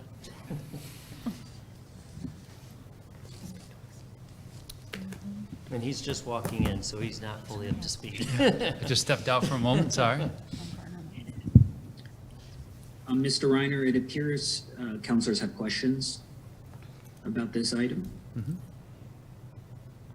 And I didn't know how much you knew about the discussion, so I'm in a box as you are right now, but perhaps you can opine on the importance of passing this motion this evening. I think this Let me is. just clarify something. The town staff reviewed it in our committee. We found no issue with it. We didn't make any kind of recommendation. I have been sitting in the meeting all night. I just stepped out for a moment. I think this is really a discussion and decision for the council on how they want to proceed policy-wise. Mayor, Councilor McBride, right? Absolutely. So, as somebody who, recognizes the importance of supporting policies that enhance and further protect our open spaces and land that could be preserved in perpetuity, I am in strong support of this motion. I think we have plenty of information. Any person who took the time to read the report and the agenda would note that there was significant work done over months, even work that preceded this council that has informed this discussion. So I believe this council should have plenty of information to vote on this. If the council, there are members of council who believe we have too much open space. There are members of this council who believe that we ought not to take actions now to protect open space on the long run, then that is okay. You have certainly have a right to voice that opposition in a vote, but to delay this item at another time when we have more than enough information available, I think is a mistake. So I would respectfully ask our councilors to support this motion so we can continue on with the business that we have as well. Thank you. Councilor Parker? I move to lay the motion on the table. Okay, typically we will have a time definite if we do that. No, I do not need a time definite. You don't I'm need only- it, but typically that's what we do. I'm just so- temporarily suspending consideration of an issue right now. Laying on the table is just. I'm it's just laying going it on away. the table. I'm pausing it.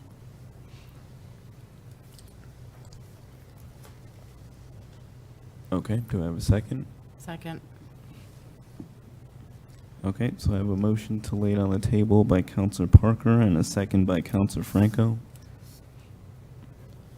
And I'll just say, would you like to speak to your motion? I'd rather, as Councilor Kasiri said, we want more information, so I think we should temporarily suspend this discussion so that we get more information. Then we can make an informed decision. It's not that I'm vetoing it, I just want more information.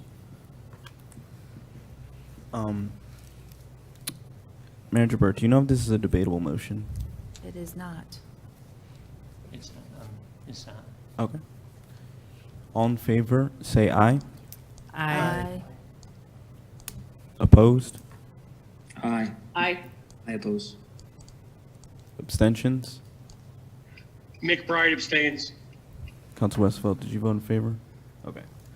So I have 5 in favor,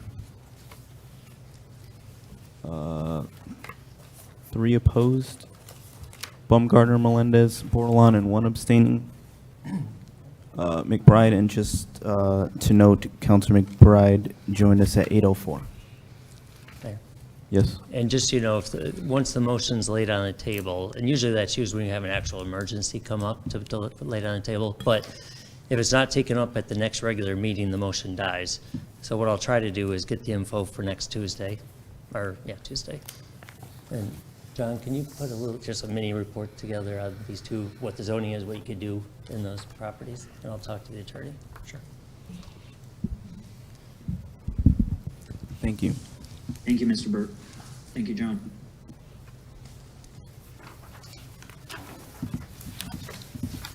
Thank you.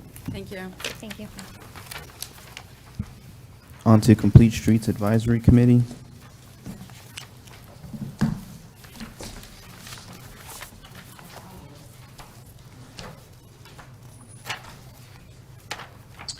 Mr. Mayor, Yes. so I'll make a motion with the following. This is for the makeup for the Complete Streets Advisory Committee. The motion states as follows: 5 ex officio non-voting members, those members being the town manager or their designee, the public works director or their designee, the police chief or their designee, Parks and Recreation director or their designee, and planning and development director or their designee.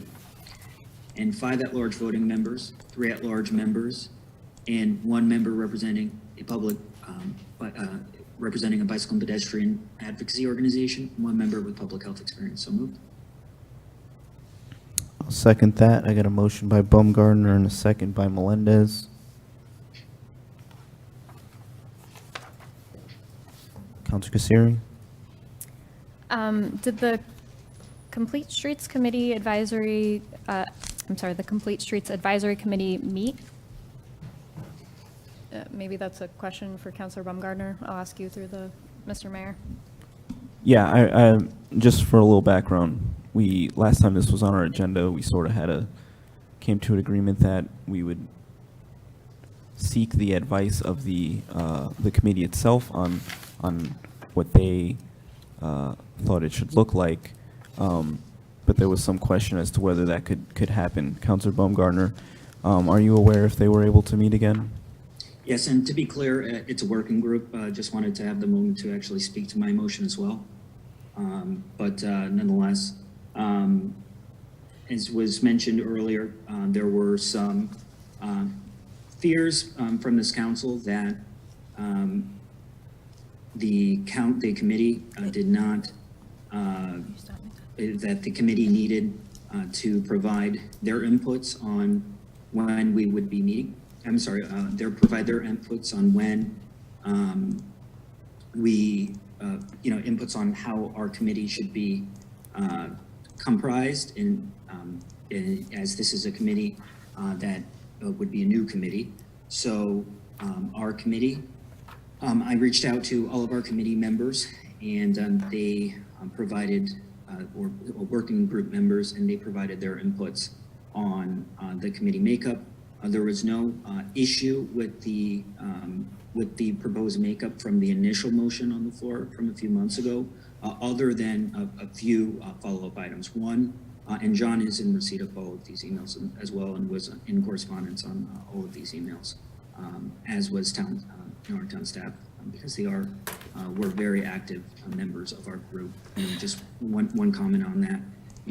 I think this was a textbook example of how we can properly, town councilors, work with our town staff and our town manager office in a collaborative fashion where, we certainly don't want to put the cart before the horse and impose kind of our own will when, town staff have to implement, our policies. And so they had a seat at the table, and I am very appreciative of it because it really did inform our discussions and our decisions.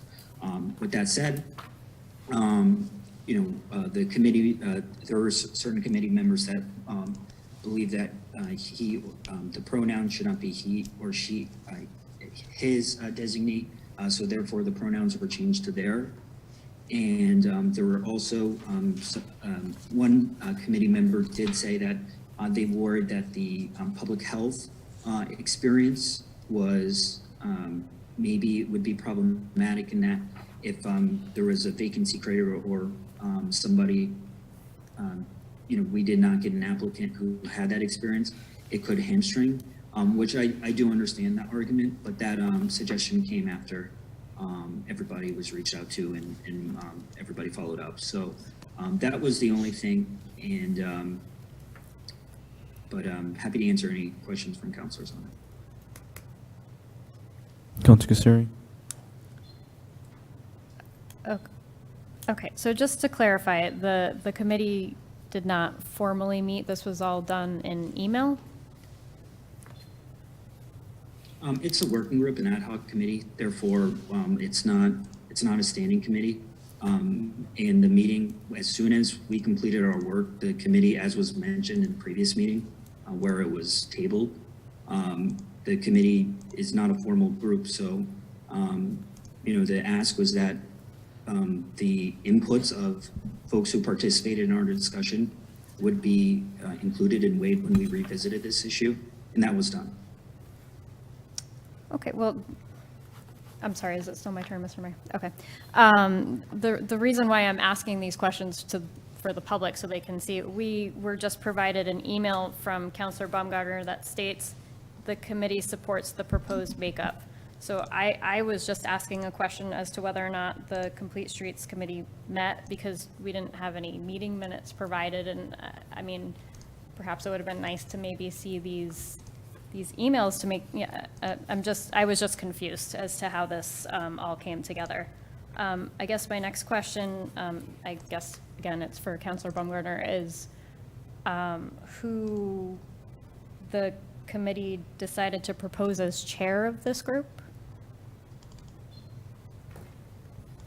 Councilor Baumgartner, did you have any discussions about who would chair? I functioned as the chair of this group. No, I meant the potential group, the one that we're proposing tonight, unless Councilor Baumgartner is planning on continuing to be the chair of this committee. No, and that's not my decision to make. Okay, so I'm sorry. Mr. Mayor, Councilor Baumgartner is proposing that the group will come up with their chair? Yeah, okay, so I just, sometimes when we put these groups together, it'll say, the chair is the mayor's designee or something like to that effect. Was there any discussion on that? Is that Councilor Kasseri's question? I believe that's what she was getting at. Okay, yes, that's a good question. No, we didn't specify that, but if Councilor Kasseri has any inputs as to how that process should be laid out, I'm happy to take any suggestions. And ultimately, this has to be passed by the entire council, so. I was just asking the question because it seems like the rest of it is pretty much laid out. I mean, if it's not specified, then perhaps the committee should choose their own chair, but. I think that would be appropriate. I would agree with that. Okay, I think that's all I have for now. Thank you. Yes. Councilor Parker? Mr. Manager? you received all the communications from the Complete Streets Advisory Work Group Committee? It's hard to know. If I'm missing something, I wouldn't know it. So, my question is for now, Counselor Baumgartner, Mr. Mayor. Why, did you forward all the emails from the committee groups?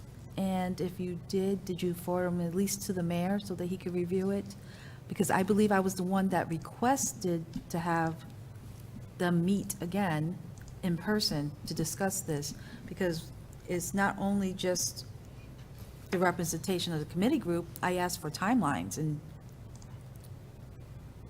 to confirm that they were okay with establishing a 2-year, 3-year thing. And I have no information, because going at the very bottom of the email, it looks like Mr. Kent asked, has there been progress in establishing this committee? So, which was dated on October 17th. So when did you guys discuss this? A question again for Councilor Baumgartner. When did they discuss this, and how long did it take to get information back from the group? Okay, Manager Burke, can you just make sure everything that you have gets sent out to the whole council?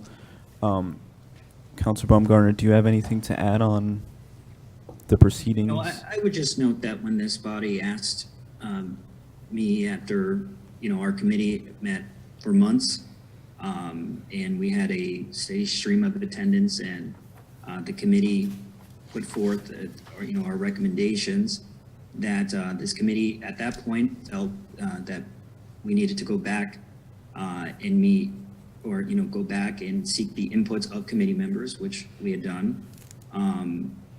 I would hope that, certainly as a fellow counselor and as chair of this group, taking time out of my own personal calendar, as you all do on your with your subcommittees as well, that I would get the information to this council as I did. So if there's questions about the process, certainly that's a discussion, for, I think, another day, but it doesn't, it doesn't address kind of anything that we're discussing. Again, we have feedback from committee members.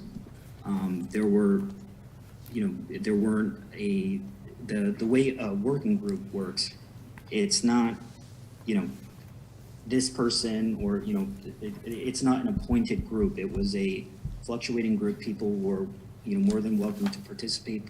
People came in and out of our meetings. There were some people who attended just one meeting out of our 4 meetings that we held. So, any person and every person who did make an effort to participate, or even, show up to one, their inputs mattered. So that's why, we followed up and reached out to all those committee members, and many of them did follow up and appreciated that, their inputs were continued to be, considered. So, but the committee, again, supported the initial suggestions that were made. Again, this is a multi-page document. A lot of work was put into it, and I do hope that every counselor has taken the time to read the actual report as well, and understanding the merits of this policy when it's certainly implemented once we get this committee established. And Mr. Mayor? Yes? No, Mr. Mayor. Yes. I understand, my question is, this has not been updated to reflect the changes. This is the same one we read, and if they discussed it, why wasn't this updated to reflect the changes that we asked for? That's not in here, and I don't believe there's any meeting minutes that were provided or online, unless I'm wrong. And if I'm wrong, I apologize, but as it is, this policy is the same one. Mr. Mayor? Policy's not changing. It's No, I wanted that, and it should state time limits if we're going to do that. It says Complete Street Advisory on page 33, advisory group and committee shall form, and it should at least say if we're going to have term limits or anything like that on this, and how many, who is going to be on it. They've suggested this, but it's not within the body. And how many members? That was my question, and it did not get answered. Thank you. All right. Counselor Franco? Thank you. So we had passed the Complete Streets policy, and we had come up with some extra additional questions, and it was requested that they gather back together and decide these things and come back with advice. And as it's stated on page 34, there is an email on October 17th from Mr. Kent Frost stating, has there been any progress on establishing this committee? And then on October 7th is where Chair Baumgartner responds with, the committee supports the proposed makeup, and he gives a list. The problem is, normally, like at times, we can look through the minutes and see who was present and who wasn't, and was there a quorum of people that made up the committee, and was it 3 people deciding out of 10? I mean, so it was just this suggestion. I am not at all taking the working group's work and tarnishing it by any means. I'm just wanting to know more information on how they came to this, other than just a simple email. And Mr. Burt, is there a trail of emails? I would have to look back. Yes, Mr. Mayor? Counselor Baumgartner? Yes, I'd be happy to provide the council those emails if so choose. And, certainly to verify, you can also FOI me, but I can save you the headache and certainly send that to every counselor as well. Thank you. So also on here, it was, there was some issues, like I had questioned, and I had circled here that the one member with the public health experience, I would say it's very difficult to get people who want to volunteer to begin with, but never mind saying what kind of background they have to have. I do understand having a bicycle pedestrian advocacy organization behind you, and I would actually consider changing the members from 3 at-large members to 4 at-large with 1 bicycle pedestrian advocacy organization. And I would change also the members, their first establishment of the committee should be appointed on staggering terms 2 and 3 years, and thereafter 3-year terms, all terms ending on December 31st. I would say, I would make them more in line with 2 years each, with staggering every other year, so staggering years to be changeable. But I'm not making a motion yet. If there was any more discussion, we'll see, and potentially make those amended as we go. Mr. Mayor, Counselor Baumgartner? I would consider that a friendly amendment if, any counselor, including Counselor Franco, would want to put that on the table. Thank you. I'll second that friendly amendment, not that that's necessary. Thanks. Any further discussion? I'm sorry, can you just restate what the amendment was? Counselor Franco, take it away. It would change it from 3 at-large members to 4, and remove the 1 member has to be from public health experience. It would also change the members, discussion, part 2 on page 26 at the bottom there. Staggering terms of 2 years.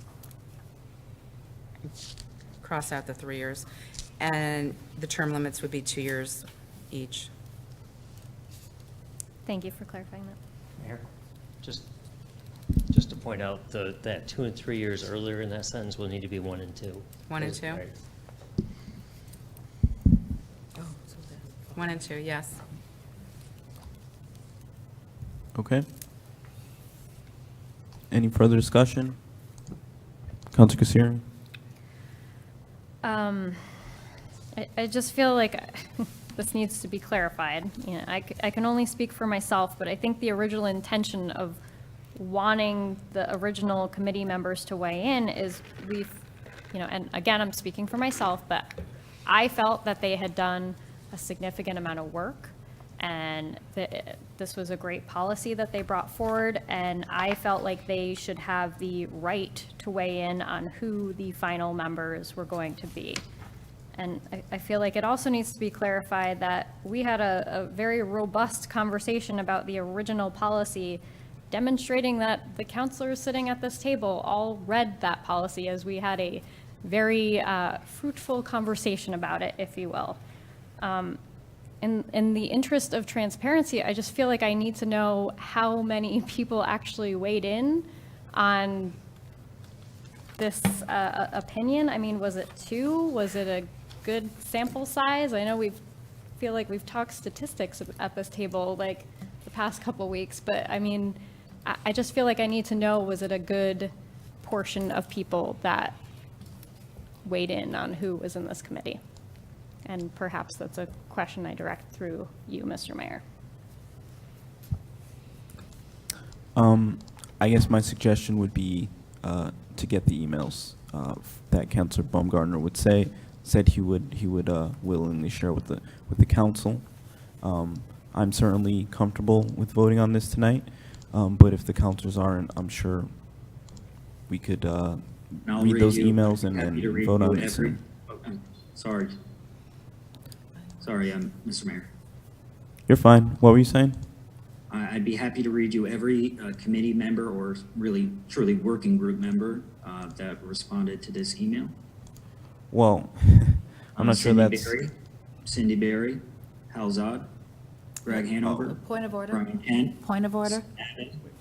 Councilor Baumgartner, just one second. What's your point of order? That's not what we asked for, and he's continuing to talk, he's talking over you, sir. Okay, so, I thought you meant you were going to read all their emails out, which wouldn't be necessary. I guess you were just reading the people who were in agreement with this, what you presented today. Yes, and provided inputs. Correct. Okay, I think it would just be much simpler if you're comfortable with voting for this tonight, which I am. Vote in favor of it. If you really want to see the emails, I would just make a motion to postpone, just like we did on the last one. I prefer a time definite, but if that's not the will of the council, and we can proceed the way we did with the last one. I think this is going to pass with flying colors after we see these emails. So I just don't see why we have to just keep going around and around. So, Mr. Mayor, did I Yes. still have the floor? I was in the middle of That's a good asking. question. Unfortunately, I think you and Councilor Baumgartner continued. 1 second. I have Councilor Franco in front of you. I reset the time No? Yeah. and add Councilor Franco. I don't know. You can have your remaining time, although I don't know how much it was, but I just want to clarify, does Right. does the chair feel like it was a significant sample size that responded? Was it more than 2 people is what I'm asking? Councilor Baumgartner? Through you, Mr. Mayor, I listed every person just now who responded to the email. Okay. So to clarify, that was 4? I'll Okay. relist the names. Okay. Yes, please. Cindy Berry, Hal Zod, Greg Hanover, Brian Kent, Sima Eben, Tom Olson, myself. Thank you. Councilor Portolon? Thank you. I fully support the motion before us. I think it's, we can keep dragging it down and postponing if we wish, but I think it's really important that work has been put in and folks are stating that they don't want him to read the emails on here.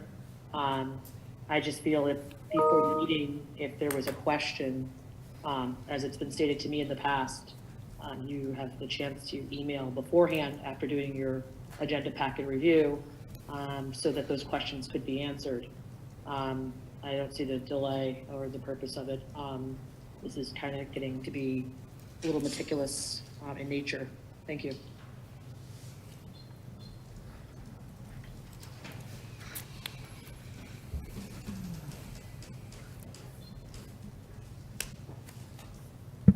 Counselor Parker. I move to postpone the discussion until November 15th. Is there a second? Second, Jones. I got a motion to postpone to November 15th by Counselor Parker, seconded by Counselor Jones. All in favor say aye. Aye. Aye. Opposed? Aye. Aye. Aye. Abstentions? Carries 5 in favor, 4 opposed.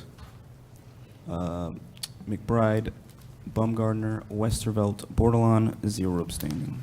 It's postponed to November 15th. On to the Connecticut Community Investment Fund. take a break? Yes. We're 2 hours in. We'll be back at 8:40.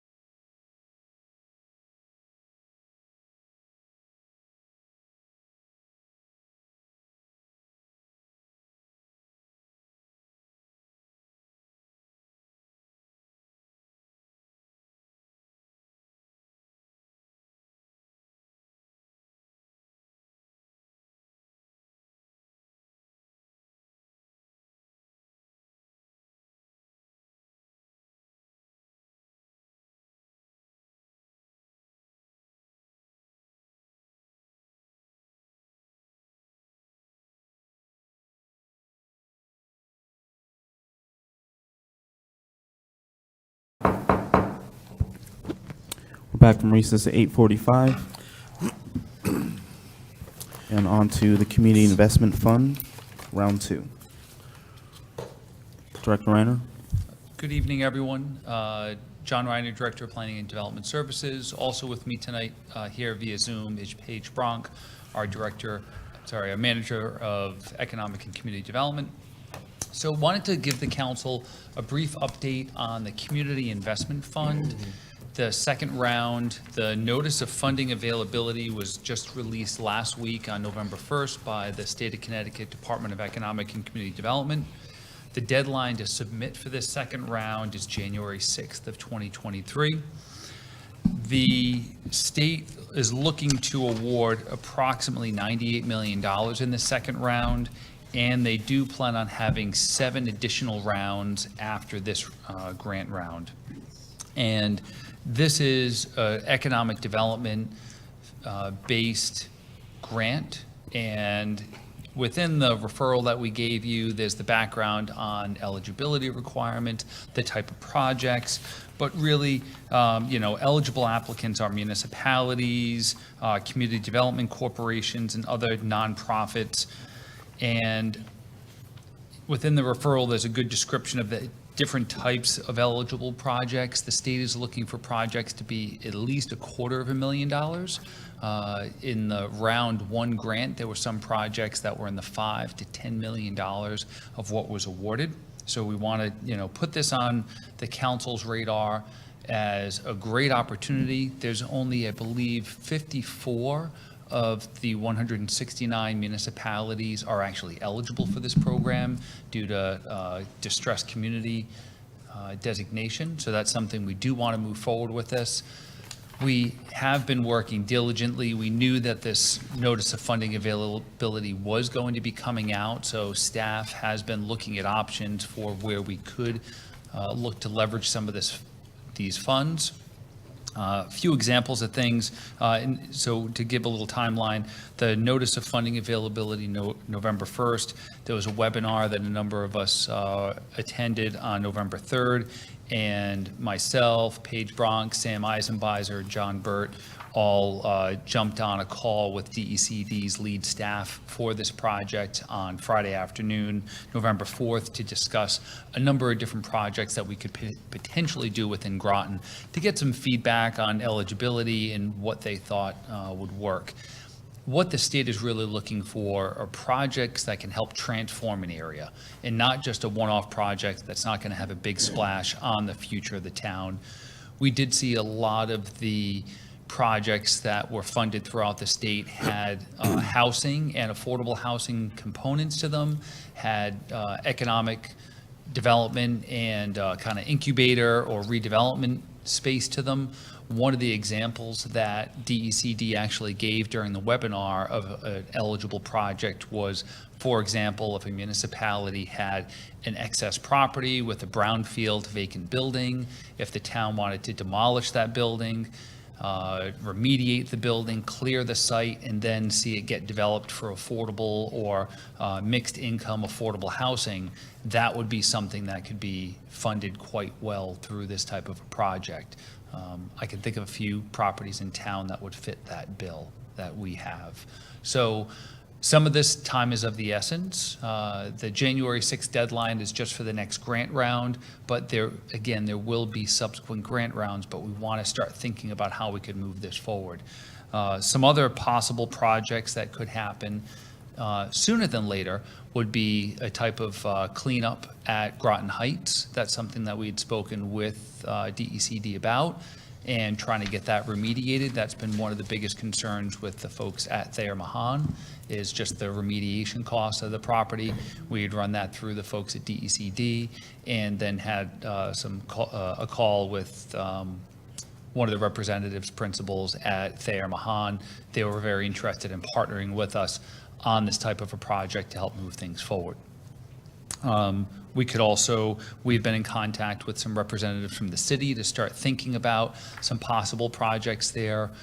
Again, maybe around Thames Street or the Five Corners area, or combining some of that. Again, just really theoretical at this point in time. And again, as we think about some of our vacant properties that we have in town. What are the long-term uses for those? That's something that, we've been waiting on some direction from the council of how you want to proceed, whether it's Pleasant Valley, whether it's SB Butler. Those are both some properties. Butler, we really haven't talked about at all, but that's something, as we think about this project and some of the funding that's available, this is really, again, once in a lifetime opportunity for some of the funding that the state has for this property. So I'll leave it at that. I don't know if Paige had anything else that he wanted to weigh in on this, but really we're looking for getting some direction from the council. If we did want to move forward on this current round, we'd want to be moving forward a little bit more quickly on that, maybe some possible assessments of projects, or that Groton Heights could certainly be a viable project if we really put the pedal to the metal on this one. Not a long turnaround. Again, that notice of funding availability was just announced last week, and hence why we're here talking to you to get a little bit of feedback and input on how the council wants to move forward. Thank you. Councilor Jones? Thank you, Mr. Mayor, and thank you, Mr. Reiner, for presenting this. I guess there are 2 rounds of this grant have already gone past us. One has gone past. Okay. There was one that a notice of funding availability came out pretty quick. That one was already awarded, so this is round 2. There'll be up to 7 more rounds of this. So the round 2 is the December date you were talking about? Is the January 6th January date. 6th? Yes. Okay, all right. Do you have a sense on how close we got on the first round? I mean, I think you applied, did you apply for something in that round? No, so the first round, we did not apply. We were working on the Community Challenge Grant application around that same time. So we kind of had to pick which one were we more prepped and ready for. That was the project that we were more ready for at that time, and we started putting our energy into that. Okay. I guess one of the questions I have is asking for direction from the council, but we almost need like a recommendation or recommended list of things. I mean, off the top of my head, I wouldn't know what fit or what didn't fit or what's the right amount. I mean, to even say housing or anything, I don't know. Is it possible for you to just say, here's just the kinds of projects that, this kind of grant has the amount of money to pay for these kind of things, and we'll do it, just so we have a list of what you're sort of thinking about? I mean, for me to tell you, I don't have that off the top of my head, so I don't really know to give you any answer. But if you could put together something, I mean, it could just be a list. These are the kinds of things that people use this grant for. And might be I believe within the packet, there was a list of some previously funded projects, pretty minimal description across the state, but we could put together some type of a concept list of some projects that we are thinking about that could be applied for in town. But again, just throwing it out there, kind of, I think some low-hanging fruit ones for us now would be looking at some cleanup funding for Groton Heights. That's something we think we could move forward on for this round. Maybe moving forward, if there was some level of consensus from the council, whether it was to do some type of a broader analysis on Pleasant Valley, and look at if the council said, we want that to be a property that is utilized for mixed income affordable housing. We've been hearing a lot about the need for affordable housing in town. We did an affordable housing plan. We did a housing market study. That housing market study said that by 2030, we need over 5,000 new housing units in Groton. We're not getting a lot of applications for new housing. We haven't had a new subdivision of substance proposed in this town, probably in well over 10 years. And, our multifamily housing, a number of those proposals have fallen through or taken a back seat. Again, some of that is we need direction from you on what you want to do with some of those excess properties, which would be great fits for this type of a grant. We could work with the city. There's definitely some opportunity for redevelopment and putting some funding between the town and the city on Thames at Five Corners. But again, looking for some direction if that's something the council wants us to start looking into. One of the things that was mentioned in, I believe, our call on Friday was only municipalities are eligible to apply for this grant. So if the city wanted to do something, they would have to kind of pass that through and work with the town because we are the municipality. But there's a number of different options that would work within the city for some of the funding on this. That could be truly transformational for Thames Street, the Five Corners area. But again, working with the city and their staff on what they're looking for. Mr. Byrd, is that something that Mr. Reiner can kind of work on? Just a sample representative list of the types of projects that we could Sure, at least think and about. just bear in mind that January's gonna come quick. and I'm not saying go crazy, I'm yeah, just saying, yeah. I mean, So- there's 7 more rounds of this, Yeah, but I it's think we just probably give us want to some guide. focus on the ones that he's actually mentioned, because that's what we've done legwork on. Yeah. Anything else would probably be too late for this round, but Okay. they did tell us on the phone Friday that you can, even if you're successful, you can apply for further grants later. Yeah. So- Are you restricted to just one grant, or you can get? No. Oh, you can get more? No, so Okay. sorry if I didn't make that clear. So the good and bad of that, so we can apply for multiple items within the same round and in subsequent rounds.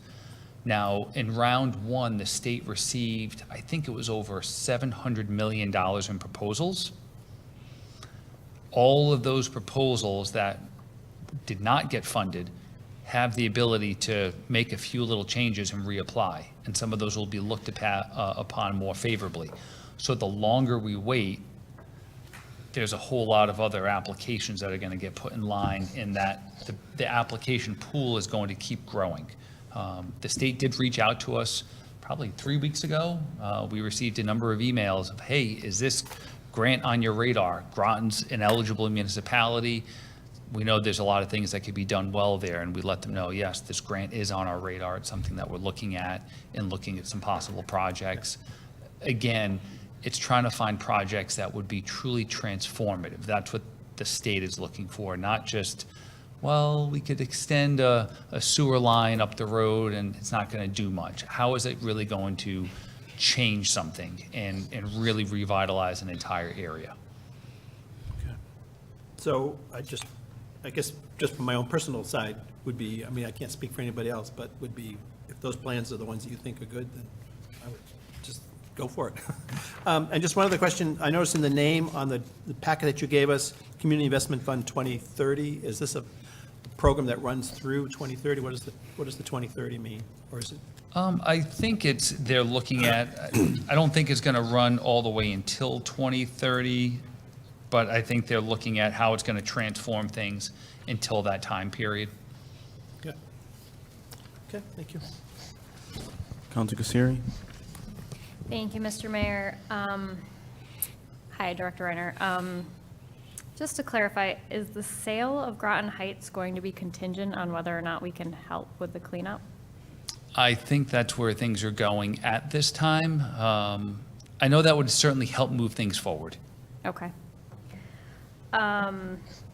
Do we think that securing some of this funding would help draw in developers For, for Pleasant Valley, for any of these unused school properties? very much so, but we would need to show some level of commitment, because if we apply for this grant, for example, for Pleasant Valley, and say, all right, we're going to ask for $2 million to remediate the property, demolish the school, clear the site, and do some pre-permitting on there and get it ready. And then maybe, hey, state, we might even ask for more money to help subsidize some of the construction of 25% of those units being deed-restricted affordable rental units. The state's going to want a guarantee. And if we go and demolish the school, remediate the property, and then say, no, we think we want to put ball fields here instead, Right. the state's going to be asking for that money back. Okay, so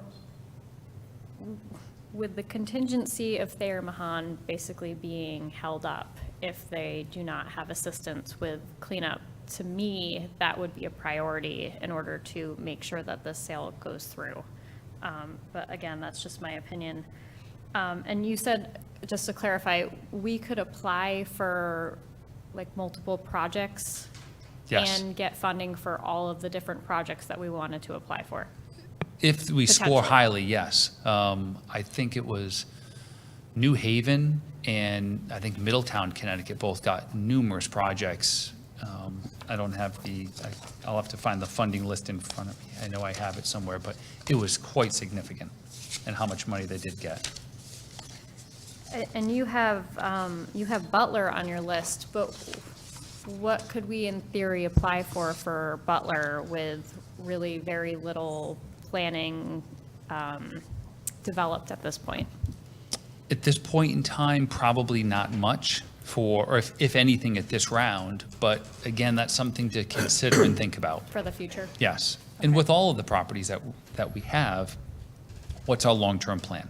Is there a way of doing something that would be transformative to the district? Understood.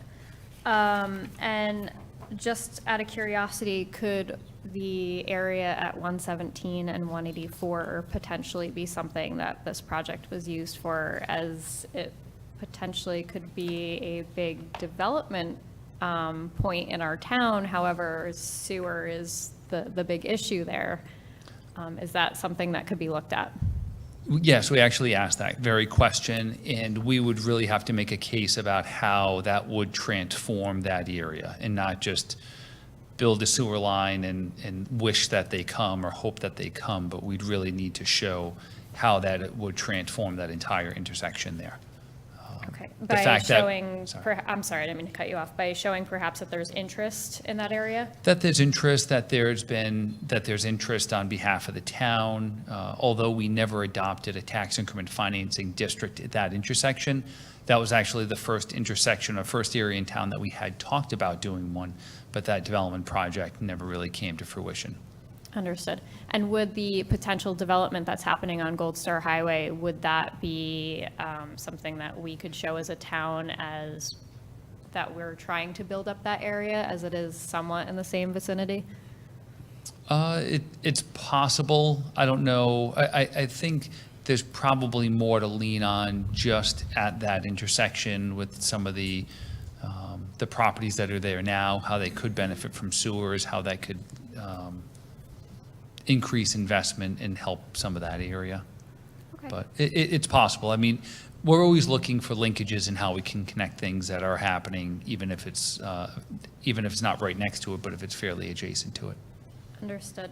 I think, in my opinion, at this point, Groton Heights should be something high on our list if we're going to apply for something. And I think potentially looking at the 117, 184 area and seeing if that is something that would maybe resonate for the grant. Yeah. When we spoke to the staff there, yeah, that could work. I mean, it was, Right. It wasn't as strong as, oh, you have excess schools that you could build multifamily, mixed income housing. Okay, that was something that really, okay, that's something you have, that's something you own. That was one of the examples they gave in the webinar of a great eligible type of project. Understood. Great. I'll save my questions for the next round. Thank you. Manager Burt? Now, it'd be scored as a complete package, so let's say you had something that was a little iffier, that could potentially bring down the score of the whole thing? Is that how it would be? So what we could do is we could apply for, again, we're just talking very theoretical at this point in time. Groton Heights could be a standalone application. Whether it's round two, if we wanted to, if there was commitment from the town to say, hey, we want to do something with Pleasant Valley, but we're not entirely sure what, we would like to apply for demolition, remediation, clearing the site, and then going through some type of we've already gone through all of the required town council and RTM steps to dispose of the property. But if the town then wanted to do some type of a public charrette and kind of do a little bit more community input around that and what's the best end use for that property around some type of a housing element, because that's something we could apply for. But if we thought the end result was going to be open space, the state wouldn't give us money for that. So that's something that there would need to be some level of commitment. That could be its own second separate project. If we had a third project, whatever it is, something in the city, that could be independent on its own. So each of those could be standalone projects. If we had something that was very large, if we said, hey, we want to do something that's going to connect Thames Street and the Five Corners District, and, we're looking for a $15 million project, I'm just kind of picking something out of the air here, we could tie that whole district together. Mr. Bronk, did you have a hand earlier? Yes, thank you. Just a couple comments. The state did mention that they would entertain planning funds as well as the implementation. But when we started to describe some of the potential projects to them, they seemed to infer we had enough language that certainly could develop a fairly competitive project. The other thing they mentioned is there's no guarantee if we simply go after planning money that they would award implementation funds. So case in point, like Thames Street, they are aware that there have been funding. There have been a number of planning studies, Thames River Innovation Place, the Connecticut Partners study. They thought that possibly we would jump right into implementation. So I think they convinced us if we had even a kernel of an idea of what we're doing, it would be better to go after that implementation money. Also, shovel readiness was something that they were discussing. It's not a prerequisite, but basically it would be a variable or a criteria that they rank in terms of our competitiveness. But something more than a simple concept, if we had any documentation or vision, or we had done any process at all, that would rate fairly well on that shovel readiness scale. Yeah, I think the terminology he used was shovel-ready is a level of assessment. And the more shovel-ready it is, the higher it'll rank. But again, there's different categories of shovel-ready in their mind. Council Parker? Thank you, Director Reiner. Thank you, Mr. Braun.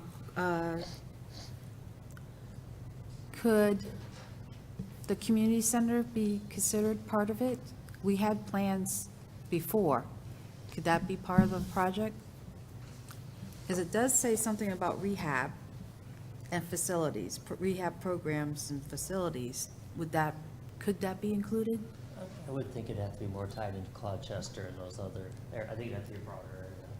What are you saying? Yeah, and a lot of, not saying that we couldn't apply, that we couldn't ask for it, but there was a real focus on the creation of housing and affordable housing. Okay. So if we were doing something at Cloudchester and the community center, tying those two together and said, oh, well, at Cloudchester, we're building field and we're building, housing, affordable housing on a portion of the site. Okay, now you're talking. Okay. Now you could make that pitch, you could make that argument if, yes, we could ask for $1 million to knock down the building at Cloudchester, or to preserve the building at Cloudchester and turn it into a daycare center, because there's such a need for daycare in the region. Again, just thinking outside, this is what they're looking for. How could that then transform the area and still get what the town needs? Okay. And I think if we did that broader one, the theater in the building would probably play fairly well too. Yeah. I'm sorry? The theater in the community center building, if we did a broader app, I think that would probably play well. Which is why my question. So I was wondering, I agree there, Mahan, Groton Heights is important. And if we can come up with little other projects similar to that, but I would really like to see what can happen with the community center. And of course, there was the study on Cloudchester, so if we can look at those two. And we can seek a little bit more feedback, because the general direction I got is if we're just looking to do municipal projects and not things that are really spurring economic development, like from a much broader sense, I don't know if it would score that well. And that's why I think if we tied together, we're going to do the theater and the renovations of the community center, and we're going to knock down a building and build fields at Cloudchester, I think that would be a really hard sell. Okay. Not saying we can't ask, but we can probably put some, reach back out to the staff there and see what their thoughts were, as opposed to, again, just thinking in the theoretical, if we were doing that at the community center, but then mixing up some of the ideas of what we did at Claude Chester. Again, some fields, some building demolition, keeping the building, some housing, tying it into what's happening at, Grassville Gardens. Some of that is what we were trying to do through that community challenge grant, tie all these smaller pieces together in that area and getting investment and funding. But there's really a push within this, I can't say this enough times, okay. creation of affordable housing. That was something they really, really pushed. So when you say affordable housing, are you meaning high range or medium range? Actually, all ranges. And one of the things that when we talked about it with them, with the staff member from the state is a lot of people in the affordable housing, in the planning world, in the economic development world realize it's not good to just put 100% affordable housing in one area nowadays. It's good to mix it. It's good to mix some deed-restricted affordable housing with market rate affordable housing. So when I say affordable housing and mixed income housing, it theoretically, we could be talking about 25% of the units in a building being deed restricted affordable, 75% of the units in the building being market rate housing. Or you could do it as 50-50, but you really want to be cognizant and paying attention to what the correct ratios are so that you have a true mix of incomes within a building. The other property I'm thinking of is the one where the old gas station was. Long Route 1. Thank you.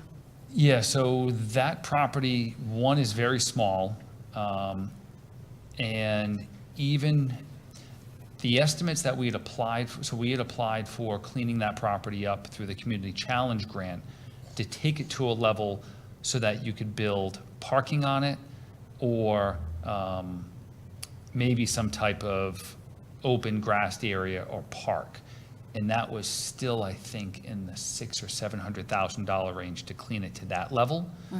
And one of the tricky things in looking, again, I don't have that environmental assessment report in front of me, but there's only so much you could do with knowing how deep the gasoline and other pollutants on the property went. So a lot of times it's often clean it to a certain level, cap it, and then it's not suitable necessarily for residential standards. Okay, thank you. And that was maybe, I think, around an acre in size or so. So that something like that, with what's already happening around that, with the proposed changes to the massage school and the adjacent property, there's probably better, more beneficial uses linking it with that parcel, as I think we spoke to the council about that before, as opposed to trying to do something standalone on that piece.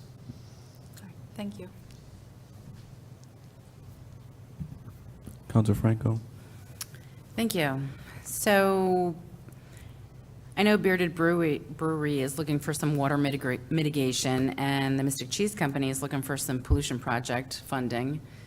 And that tallies up to about $84,000. I think here, what do they have to have a minimum of $250,000 for a project? for a project. And again. And it could be combination, right? It could be, but they're looking at projects that are going to be truly transformative to an area and to help be a catalyst for not just one piece, but for a surrounding area. Right, so my question is, on that industrial drive, there's like water mitigation and pollution project here. Is there anything else that could help that area to even thrive more? Because, I mean, that whole road basically in front of the airport, there's not much, I mean, there's really not a lot over that way, but it seems like they're trying to build it up a bit.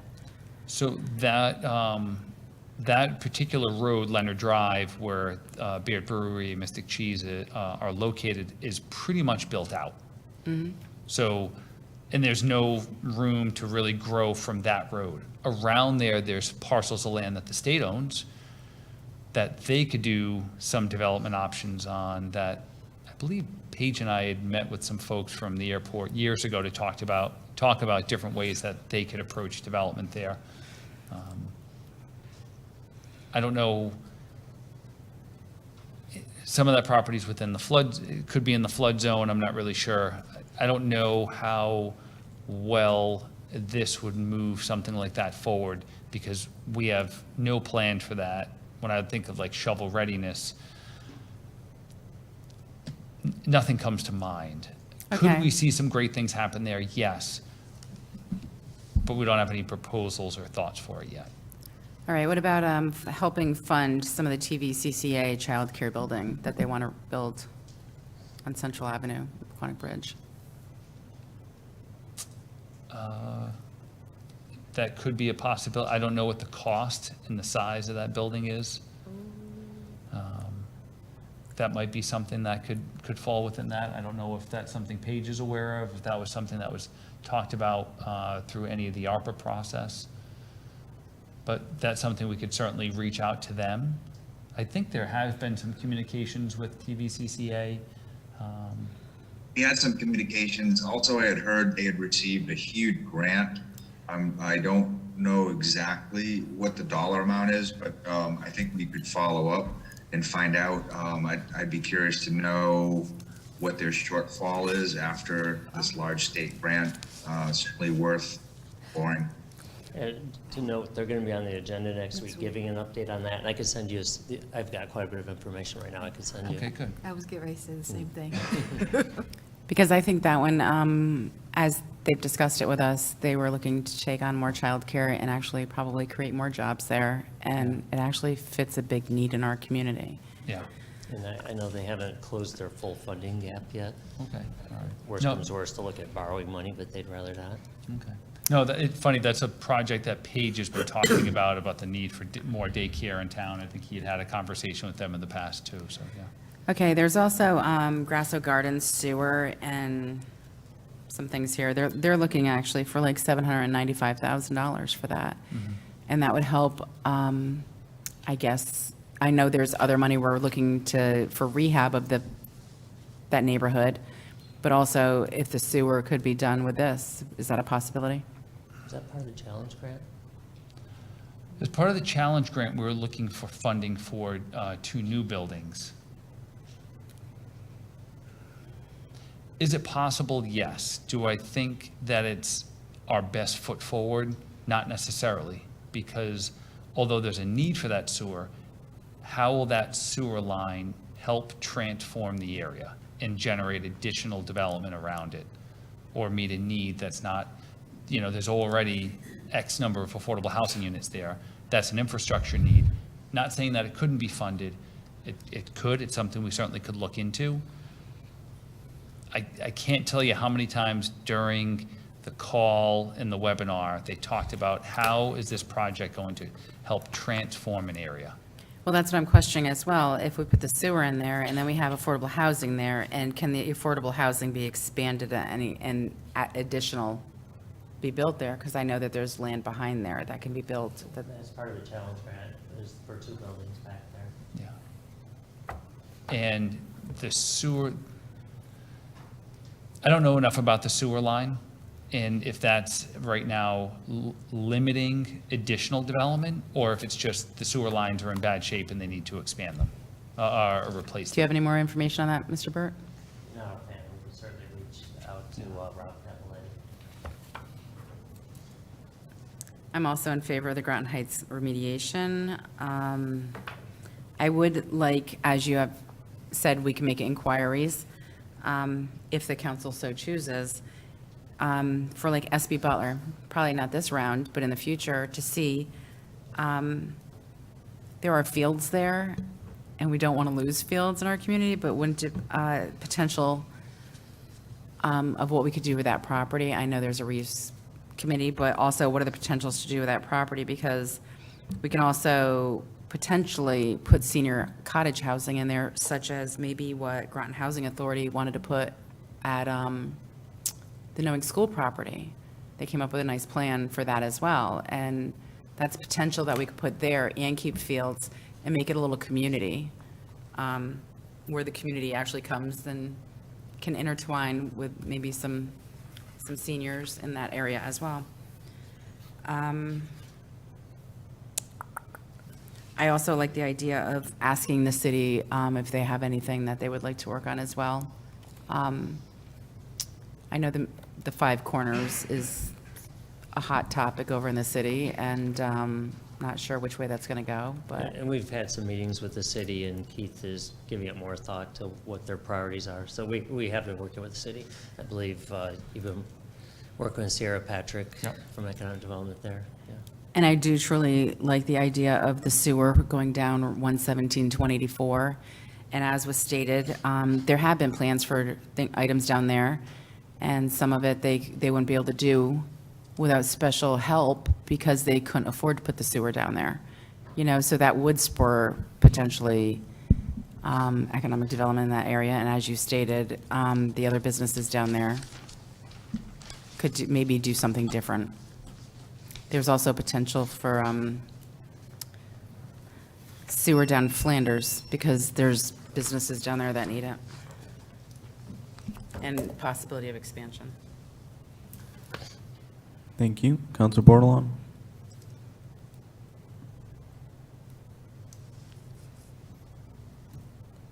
Thank you.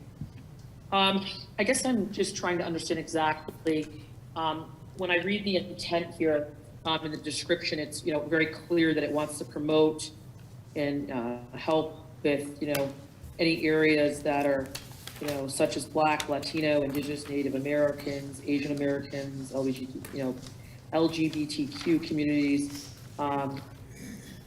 areas. So I just wanted to ask about the affordable, I guess, to John Reiner or Paige Bronk regarding affordable housing, because low-income housing is not affordable housing. Is that correct? Depends on, affordable housing has a certain state definition.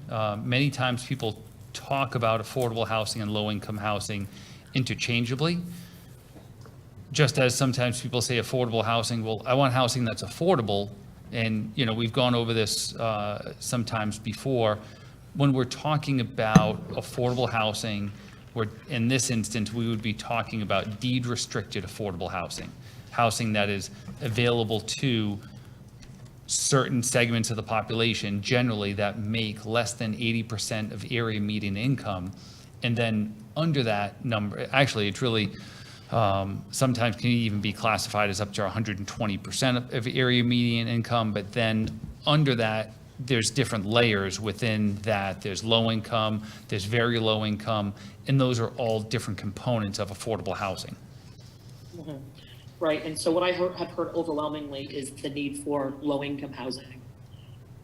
We have low-income senior housing, which is still lacking. We have 2 sections or 3. We have housing for people who are identified as being disabled, as low-income housing, and then we have Branford Manor, which is low-income housing that allows families, mothers and children, or families, husbands and wives to live together. But we're in dire need of low-income housing. One of the things I spoke about many years ago was looking at the model. They do it out west quite frequently, where you have a building where you can have low-income, affordable, and then staggered income housing, where folks are able to all live in one area. You would not know who the low-income, who the affordable are, and who are the higher paying. Have we looked at that model anywhere in the town of Groton of where we could put something like that?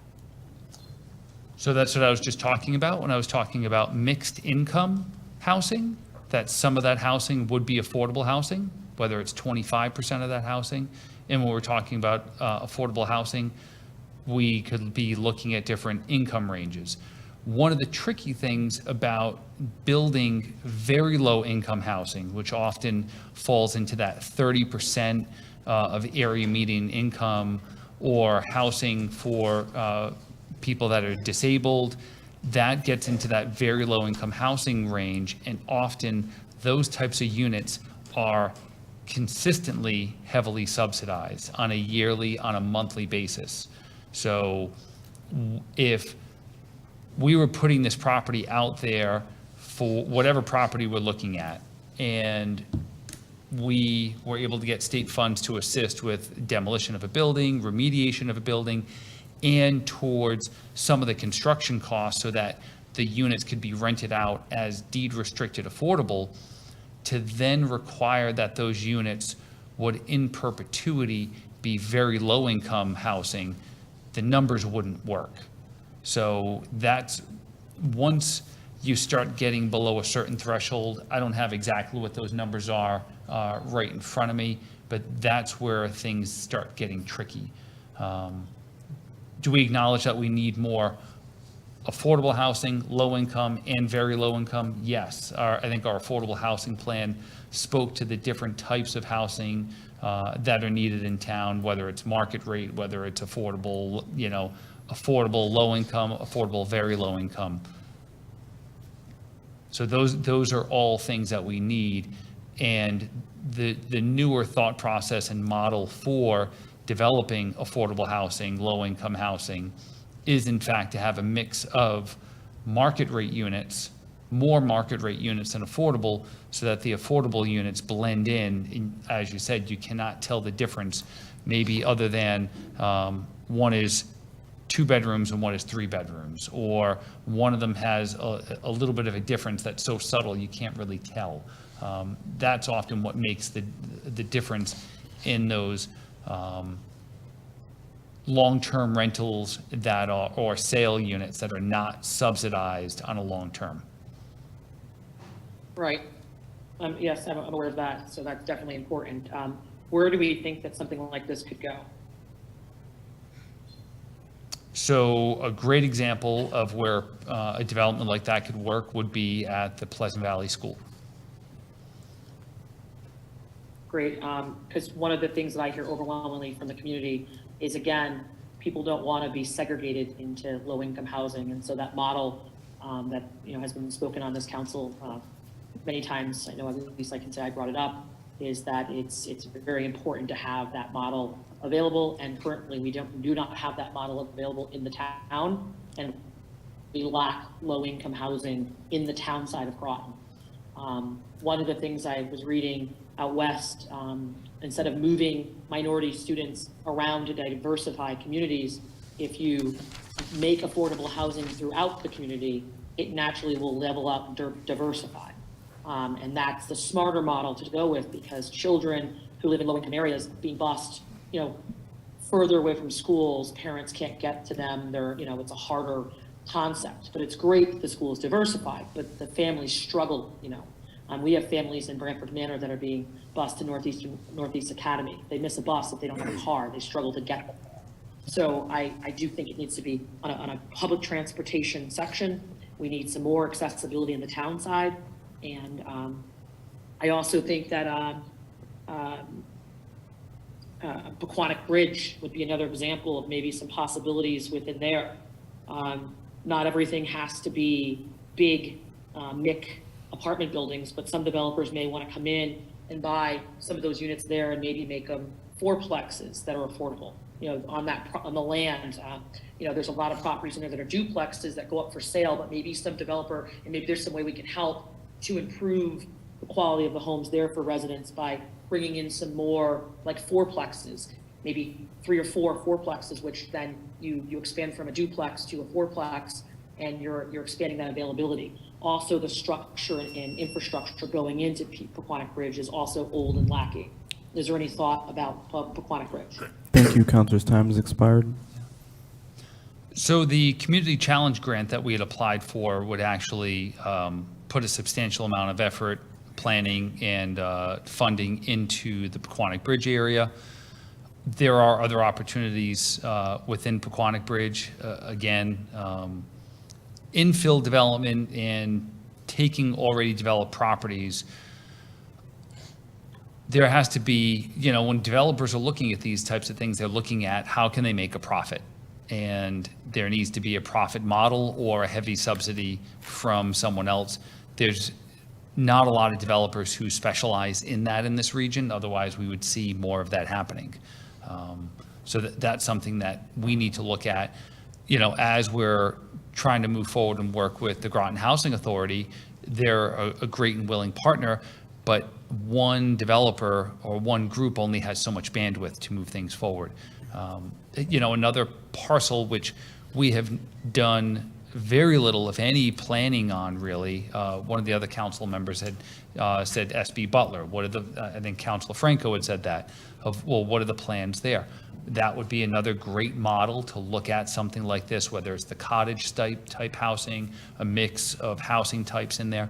But there has been zero, absolutely zero community outreach on that. We have not gone through any of the town council public hearings, any of the process, and any outreach on how we did with our other properties in the disposal of excess properties. So that's something that has not really been contemplated at all. I think we started looking a little bit at the title and some of the survey boundaries on that property over a year ago, and really didn't get too far because there were so many other priorities. That would be a good example of infill development where you could do something to preserve the fields on the property. There's an existing building on there, whether the building was used or if it was demolished, and other, mixed income housing with an affordable low income component could be worked in there. I think that would be a great use for the site. But again, we'd want to do extensive community outreach and see how the neighborhood felt about it, because we've seen in many instances how some of the neighborhoods like their community schools to stay open areas, and we've seen some pushback against these development proposals. Hence why with all of these, I'm looking for direction from the council on how you want to move forward on any of these schools, because before we start applying for any of this stuff, we had taken Pleasant Valley to the council. We had a developer set up and online. They backed out. That project got put on hold. Before we start putting a lot of time and effort applying for $2, $5, or $10 million to do something on the property, I need some direction. Groton Heights, I think that's a pretty easy one. That should be a pretty good slam dunk. I think from the state's perspective, Pleasant Valley would be a slam dunk. But I need it to be a slam dunk from your side. Councilor Kassiri? Thank you, Mr. Mayor. That was going to be my next question about Pleasant Valley. And is there enough interest right now to justify going for it in this round from your perspective, from a developer coming in perspective? We get calls and emails, or not so much emails. We get calls probably once a week or every other week asking about, what are you doing with Pleasant Valley? We want to buy it. We want development there. Developers want Pleasant Valley. We're constantly getting hounded about that site. And we get asked about, what's going on with your other schools? Do you have any other ones? What's going on with Claude Chester? What's going on with SB Butler? We met with a developer 2 weeks ago who's, I want to do senior housing. I want to do cottage housing on that property. All of these are put on hold right now. We're waiting on direction from the council. And it could, even though we're starting the RFP process all over with that property, it would still constitute doing well in the grant, you believe?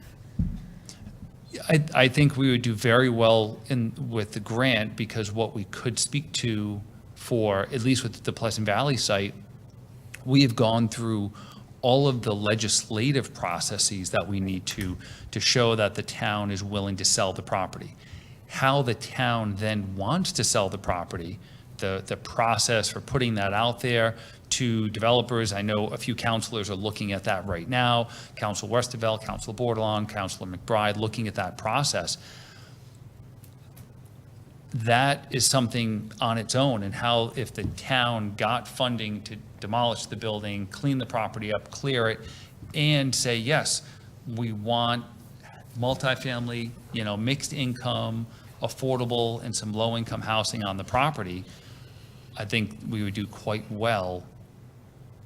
How we pick the developer who does it, that's up to the council, and we could, depending on what the council told us to put in a grant application, we could say, well, the town council is going to go through a competitive process to do that, which has not yet been defined, and it's something the town wanted to do. Again, not trying to put words in anybody's mouth, just trying to give you some scenarios of how things could be done if that's how you so chose. I mean, to me, we were already in the process. We had a developer for the property. I feel like the town was quite prepared for, what was to come with that. I think if we could get help from the state with remediating the property and cleaning it up to make it more marketable for the next potential developer, that just makes sense to me, that we would get help with that, that marketing for it. And I just wanted to also touch on Butler as well, because I know we haven't had any public input about Butler, but I just feel like in the future, something like this would probably be very helpful, because Butler is a very unique property. It is literally a property that sits and is surrounded all by houses in the middle of a neighborhood. And I just think any kind of help that we could have with developing that property in the future is going to be great, because it is like one of probably the most unique properties we have, since it's encircled by a community. So, thank you. Counselor Jones? Thank you, Mr. Mayor. Mr. Ron, how much do you need? It's a little bit cart before the horse kind of thing that you're asking here. How much do you need to sort of have a plan sort of shaped that you can then go and try to do a grant application for it? Well, I think there's a few ways we can approach this and think about this. I don't think I heard anybody say they thought moving forward to try to put a grant application on this for Groton Heights is a bad idea.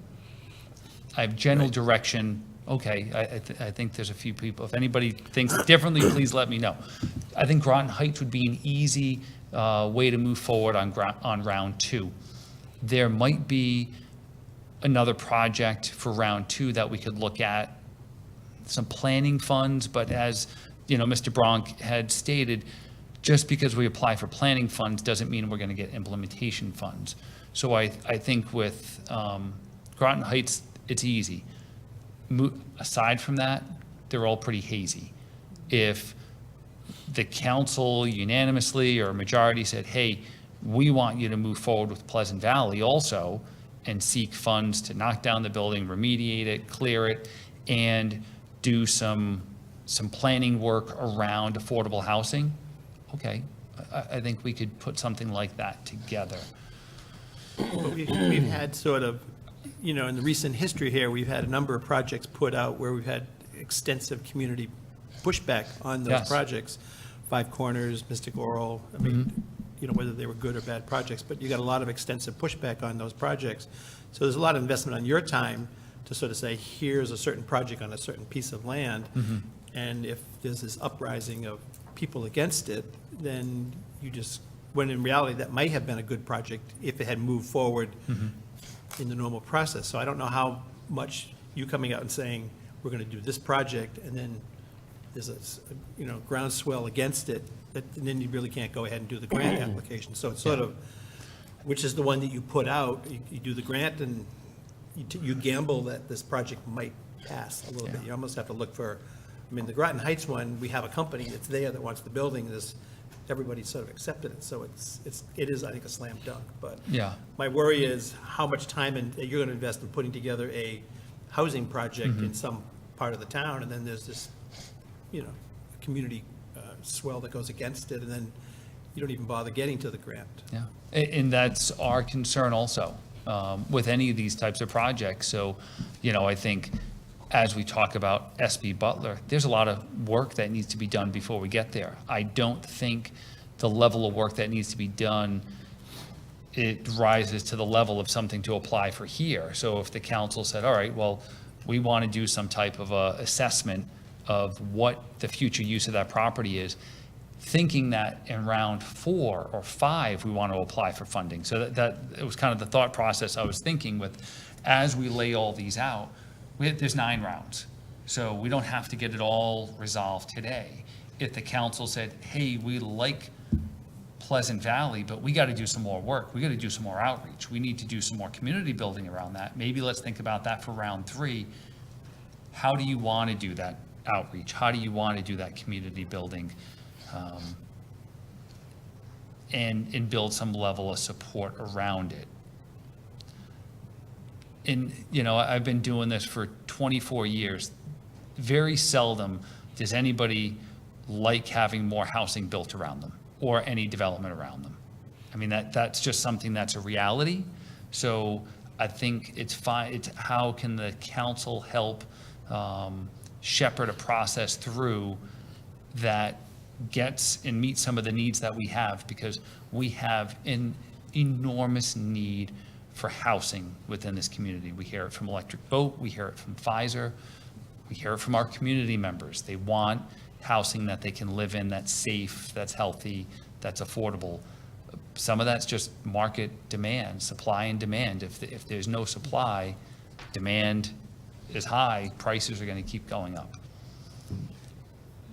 Do you think on any of these kinds of projects that you put out, maybe you get the community to back it, and you put the plan out, and it seems like a reasonable plan, and then it goes through the grant process and it doesn't make it through the grant process? Do you have a plan two, plan B behind those? Like, if a developer came and said, I'm really interested in doing affordable housing in this spot, you go through it, you convince everybody that's okay, and you apply for it, and say that funding doesn't come through, would that same developer, does that developer base himself on getting that grant, or are they coming with their own independent financing and just the grant's kind of a nice Well, there, I frosting in think, that cake? with Groton Heights, I see it as, all right, we have the company on board. We know what they need to make that property reality. If we're looking, again, at Pleasant Valley, we wouldn't put that cart before the horse, because first we'd want to make sure we got the funding. We could go out, and whether we wanted to demolish the building, or then we issued an RFP or something like that, saying, hey, we are the recipient of an X million dollar grant from the state. We have a minimum threshold of X affordable housing being built there, et cetera, et cetera. If we didn't get that grant, there are still developers that want to build at Pleasant Valley.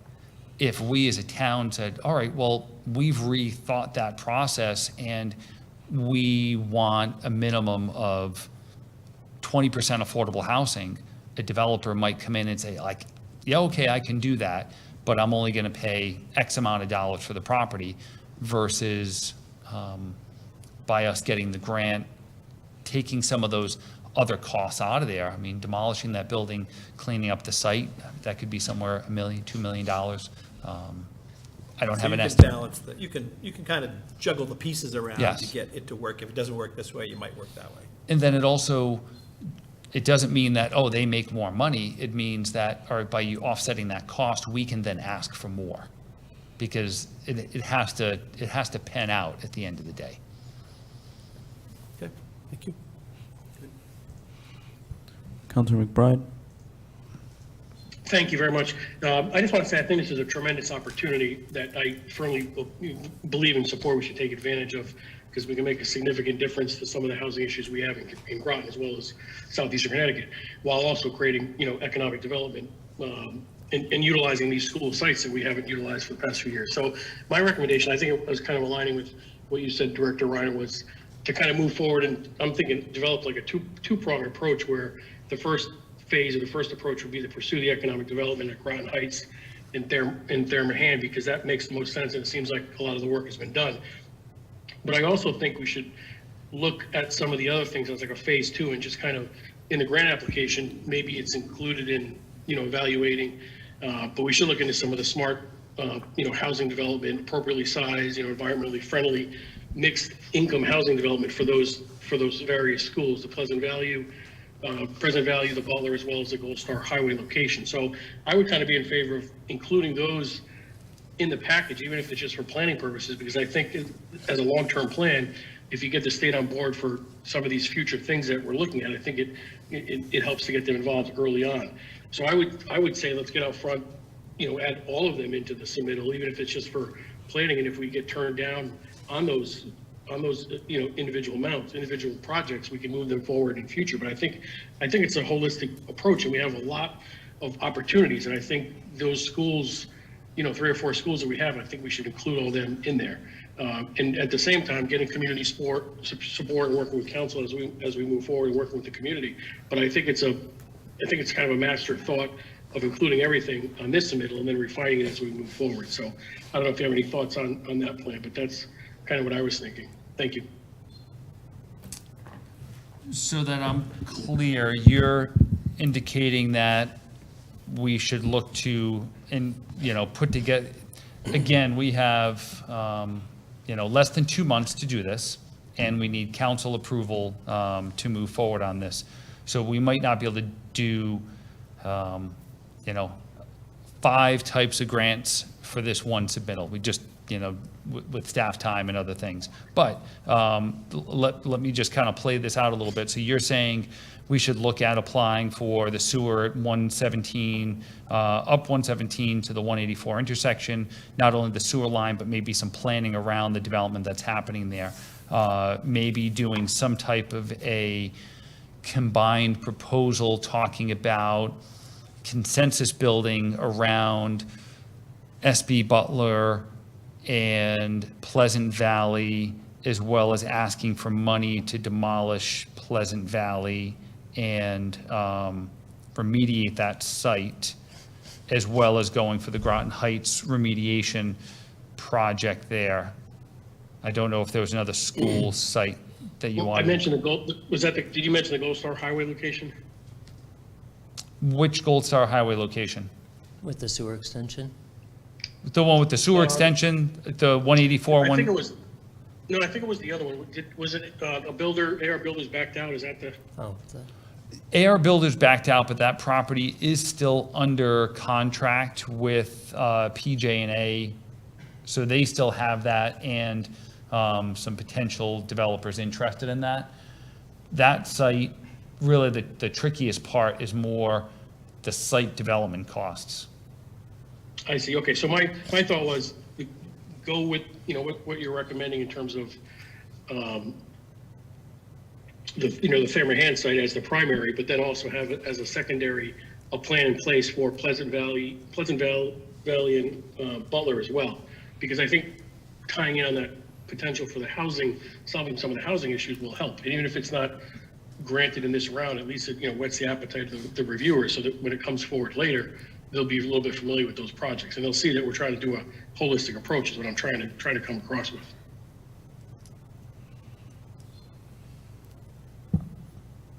Very good. Thank you. Councilor Bordelon? Yeah. So for me, I feel like I need more information. I think, as it was stated tonight on other agenda items, just to simply put other things through. I think it's great when these pop up and we should act swiftly. But I also think we need a plan where we're already looking at these properties much earlier on. It would have been helpful to have a list of suggested properties and which ones we're thinking and where the status of everything. I didn't know that the one over on Gold Star Highway had another, still under the, we have not been updated on any of that. So it's hard in a council meeting like this at, 9:48 to make a decision on the dime as to what we should do. I wish this was kind of a special meeting where we could only tease this stuff out. I think it does take time. I think the reason that we have a problem with town is because of this exact reason. It's great that the money is coming, and I'm all in support of it, and exactly the mission on it I support, but we haven't not really spoke about all these properties in its entirety, and so I feel like having that plan in place ahead of time, so when these opportunities come up, we're ready to strike, and I don't feel like we're in striking position. That's concerning to me. So my question is, if there's more rounds of this, can we start sooner with what the council thinks? That's my first question. So the notice of funding availability was issued last week. We are on tonight's council meeting to get general direction from the council. There's no motion requested, and this was designed as a brainstorming with the council of how can we move forward. If the council wanted to move forward quickly on any projects, the only one that I think is really in that that category right now, if you said pick one, it's Groton Heights. That one's easy. That one's an easy one to run with. The rest of them will take time for us to get to those later rounds. because when we came forward to the council with the Community Challenge Grant, that was one that we were very hard pressed on time. We had brought it to the council a few months before, had asked for some feedback. It then was difficult getting on council agendas. We hadn't really heard much on feedback. We continued to work together as this, staff, do outreach, work with developers, and we put together a general proposal to bring to the council. Yes, we have plenty of time on this. We have lots of rounds. The longer we wait, the less our chances are. So here we are, about as early as we can get in the process, but all of these types of rounds, unfortunately, it's no matter what we do, time is of the essence, because others are getting in line. There's other municipalities too. So we're still ahead of the curve, but we don't want to wait too long. Thank you. I can appreciate that it's only been a week, but I think when these grants are not on the table, we should be having it as an agenda item to start talking about properties and looking to know where our direction is before these are made available. That's my only concern. That way we're ready. The properties that we own and that we already know that we have them. So we should start to be working on our plan on the back end. My question is about Fire Mahan. What is the holdup with them? So as I indicated earlier, their biggest holdup has been the remediation costs of the building. Okay. And so my concern is, what if this grant was not available? I'm just concerned that, how did we get this far? Now we're stalled out, and now there's remediation costs that are a concern. The community then is not aware of all of this, and I think the direction that we allocate funds in this way for that could get some backlash. I'm in full support of Fire Mahan, but I do question the timing, and this thing has been sitting. I mean, how long has it been that we've been sitting here with the Fire Mahan property? It's been some time, but How long?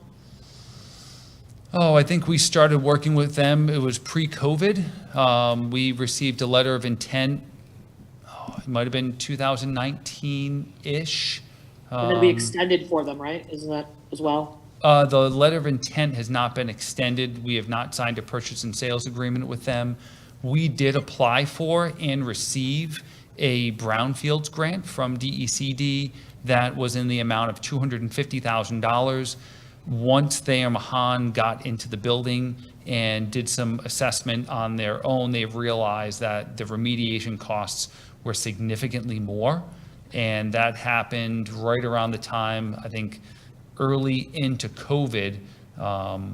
Their business also, I think they were just hesitant about moving forward with rising costs during COVID. So we've been looking for other funding mechanisms on how to help remediate that cost. Nothing else had really come up until now. Right. And so I mean, I'm in full support in supporting them, but what other plans are they looking into to support themselves as well? As far as? Like trying to figure out the meeting. I mean, we started this whole process and now it's more than meets the eyes. And now, we're going to direct money that we possibly could get to fix that problem, but it's delaying helping other things that we could be doing. And I think the community should be aware of that before we just blanketly say that's a no-brainer. I think we really need to notify the community, which I can agree with you, it probably is a no-brainer, but I think we sometimes assume and we don't put the information out, and we should put the information out to let people know that that's a need and that that's a way that we're thinking of putting funding. I just think there's not enough communication, personally. Thank you. Councilor's time has expired. Thank you. Just to say, doing this does not delay any other project because the others are not ready. If we didn't have this project, there's a good chance we just wouldn't apply this round. So it has no effect on any other project. And you can do multiple projects anyways, too. Yeah. And if Thayer Mahan doesn't move forward with Groton Heights, then we still own the building that needs $1.5 to $2 million worth of remediation done to it. And the longer it waits, the more it deteriorates. And at some point in time, that beautiful historic building would come crashing down. Thank you for that. I just wish we had a master plan of what our needs were ready to access these grants when they come available. Thank you. Thank you, Council Franco. Thank you. So I'm concerned about the Pleasant Valley going and asking for any kind of money for that, basically because there was pushback when there was a plan there to begin with. And what I'm seeing in our community, and I'm only speaking from my own viewpoint, is that we've had a couple of years here that have been tumultuous, and it seems like our community doesn't have an appetite for development right now. That's what it seems like to me. They just don't seem to want it. And how interested are developers in Groton right now? That I think is a big question as well. Like maybe Mr. Braun can answer this, but with everything that's happened in Groton over the last so many years and how we've been in the headlines as many times as we have and how bad it's been, I'm wondering how much developers want to come here. I think Paige and I could probably tag team that one a little bit. There are developers that are still interested in coming here, but there's also developers that have told us thanks, but no thanks. They've seen the anti-development pushback around town on a number of projects. They read the newspapers, they watch meetings, and word is getting around that Groton is not as development friendly as it once was. With that said, there is still a tremendous demand for housing in this community, and developers, some of them are willing to put the time, effort, and energy and heartache into it. I think Paige could weigh in on that a little bit more also. Sure. I look at it as more like a chronology. For years, we've attempted to put Groton on the map. It really wasn't recognizable to investors outside of our community. Mystic had a greater brand name and in some ways still does. Our marketing for years is to try and improve the image of Groton to external investors for all of our needs, housing, retail, everything.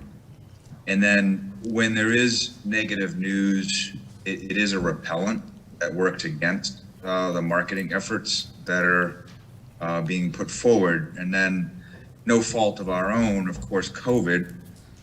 And immediately after COVID is much of the escalating inflationary pressures, supply chain issues, labor issues, that's somewhat of a byproduct of the pandemic. That's working against us as well. Some of the developers recently that have exited Groton and certain projects, that has been the kiss of death for them, is the cost, the inability to get materials outside of their reasonable risk levels and their original budget. So all of those variables have played out, but certainly I think, my opinion, I think we do have to get back to being a little more business friendly.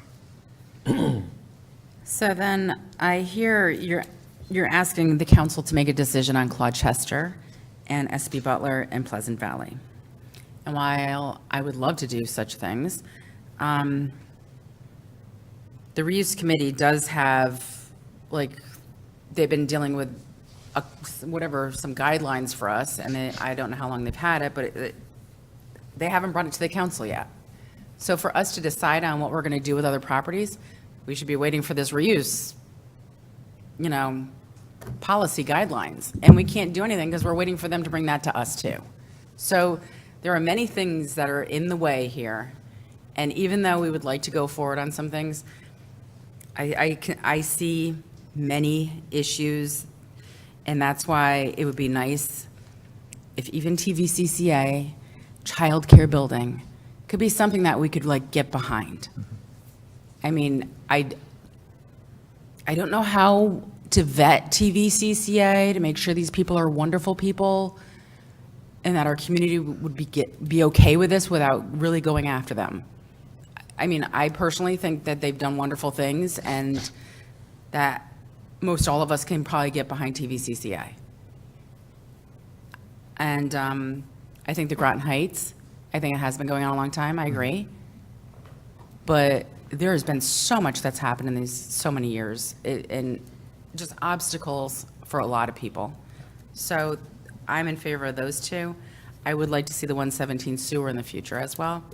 So, and I would like to look at these other school buildings as well. But I know those are in the future, but I'm just throwing it out there. But I personally would not start talking about these other schools really until we get that reuse committee to give us their documents so we can start hashing through that and really come, I mean, I can't see us deciding on a school for probably, I don't even know, quite some time, because there's going to have to be a lot of public input as well as that document. So just very quickly, I wasn't looking for the council to approve tonight of moving forward with anything on Claude Chester or SB Butler or Pleasant Valley, but more, if we want to do something with those properties, we as a town need to start moving on that sooner than later. Otherwise, they'll just stay as they are, and the buildings will deteriorate. And just as I was tasked 8 years ago when I first started working here, of you need to do something with these school buildings now that have been deteriorating and blighting and being a draw on the tax roll,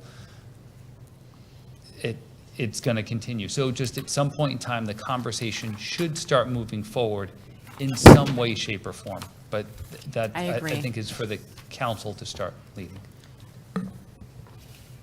Council Parker? Mr. Mayor, it's 10 o'clock. And our rules say that we all have to vote if we want to continue our meeting. That's correct. This isn't an action item, so I'll ask the council for consensus to continue with our agenda. I would like to finish up this item and then have a vote.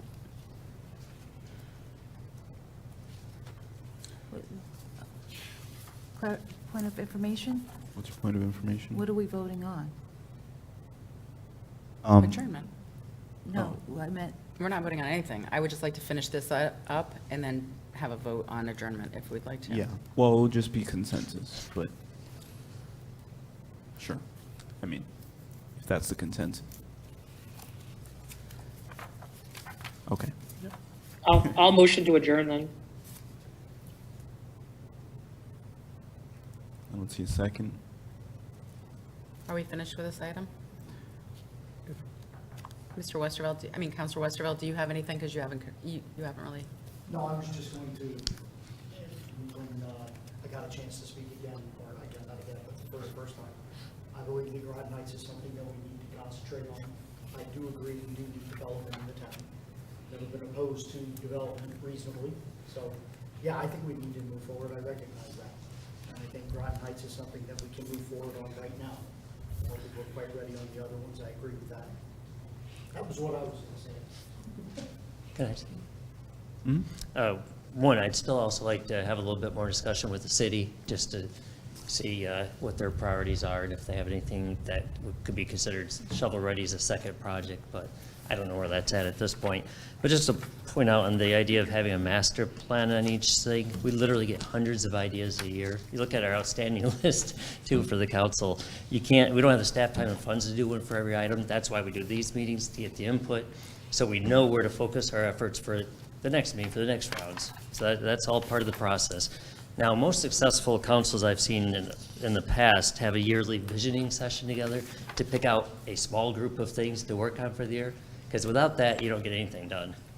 Because the outstanding list you have, you're going to get maybe a quarter of it through in the next year, in the rest of your term. So I really highly suggest next month having a January visioning session. Councilor Baumgartner? Yes, I'll be brief.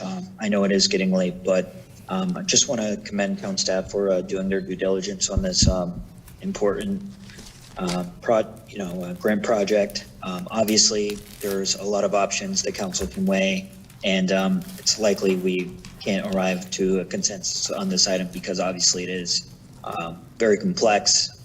We do want to submit a grant that has the capacity to, get approval from the state.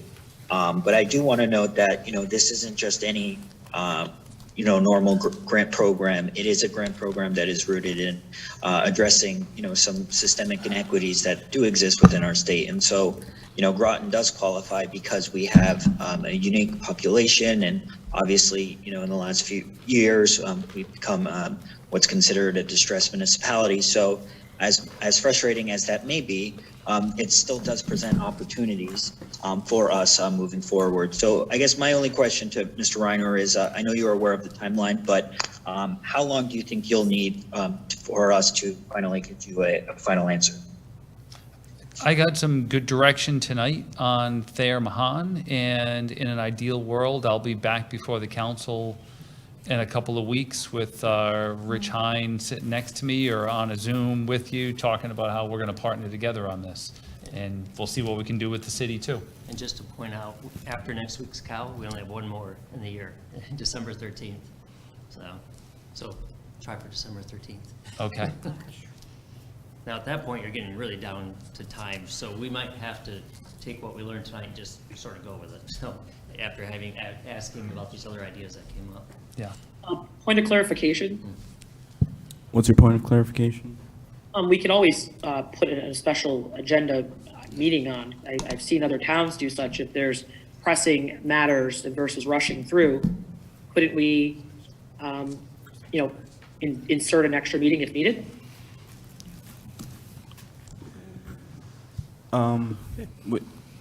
Certainly, we could have a special meeting at any point. We typically do not try to do that during the holiday season, but special meeting can be called at any time for sure.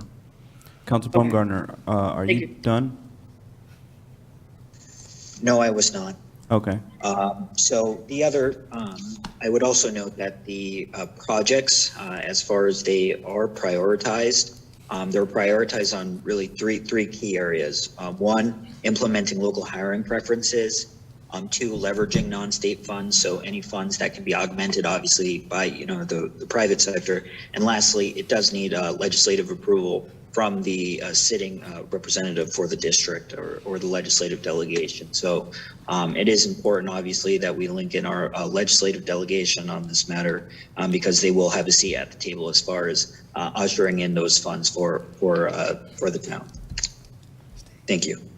And what I would say too is, let's say we found out the other ones just are not ready to go in this round.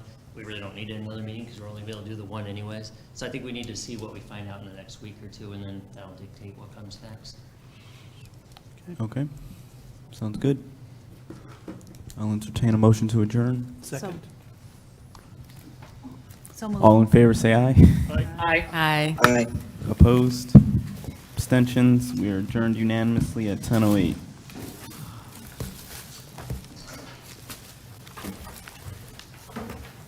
Oh my gosh. Scott.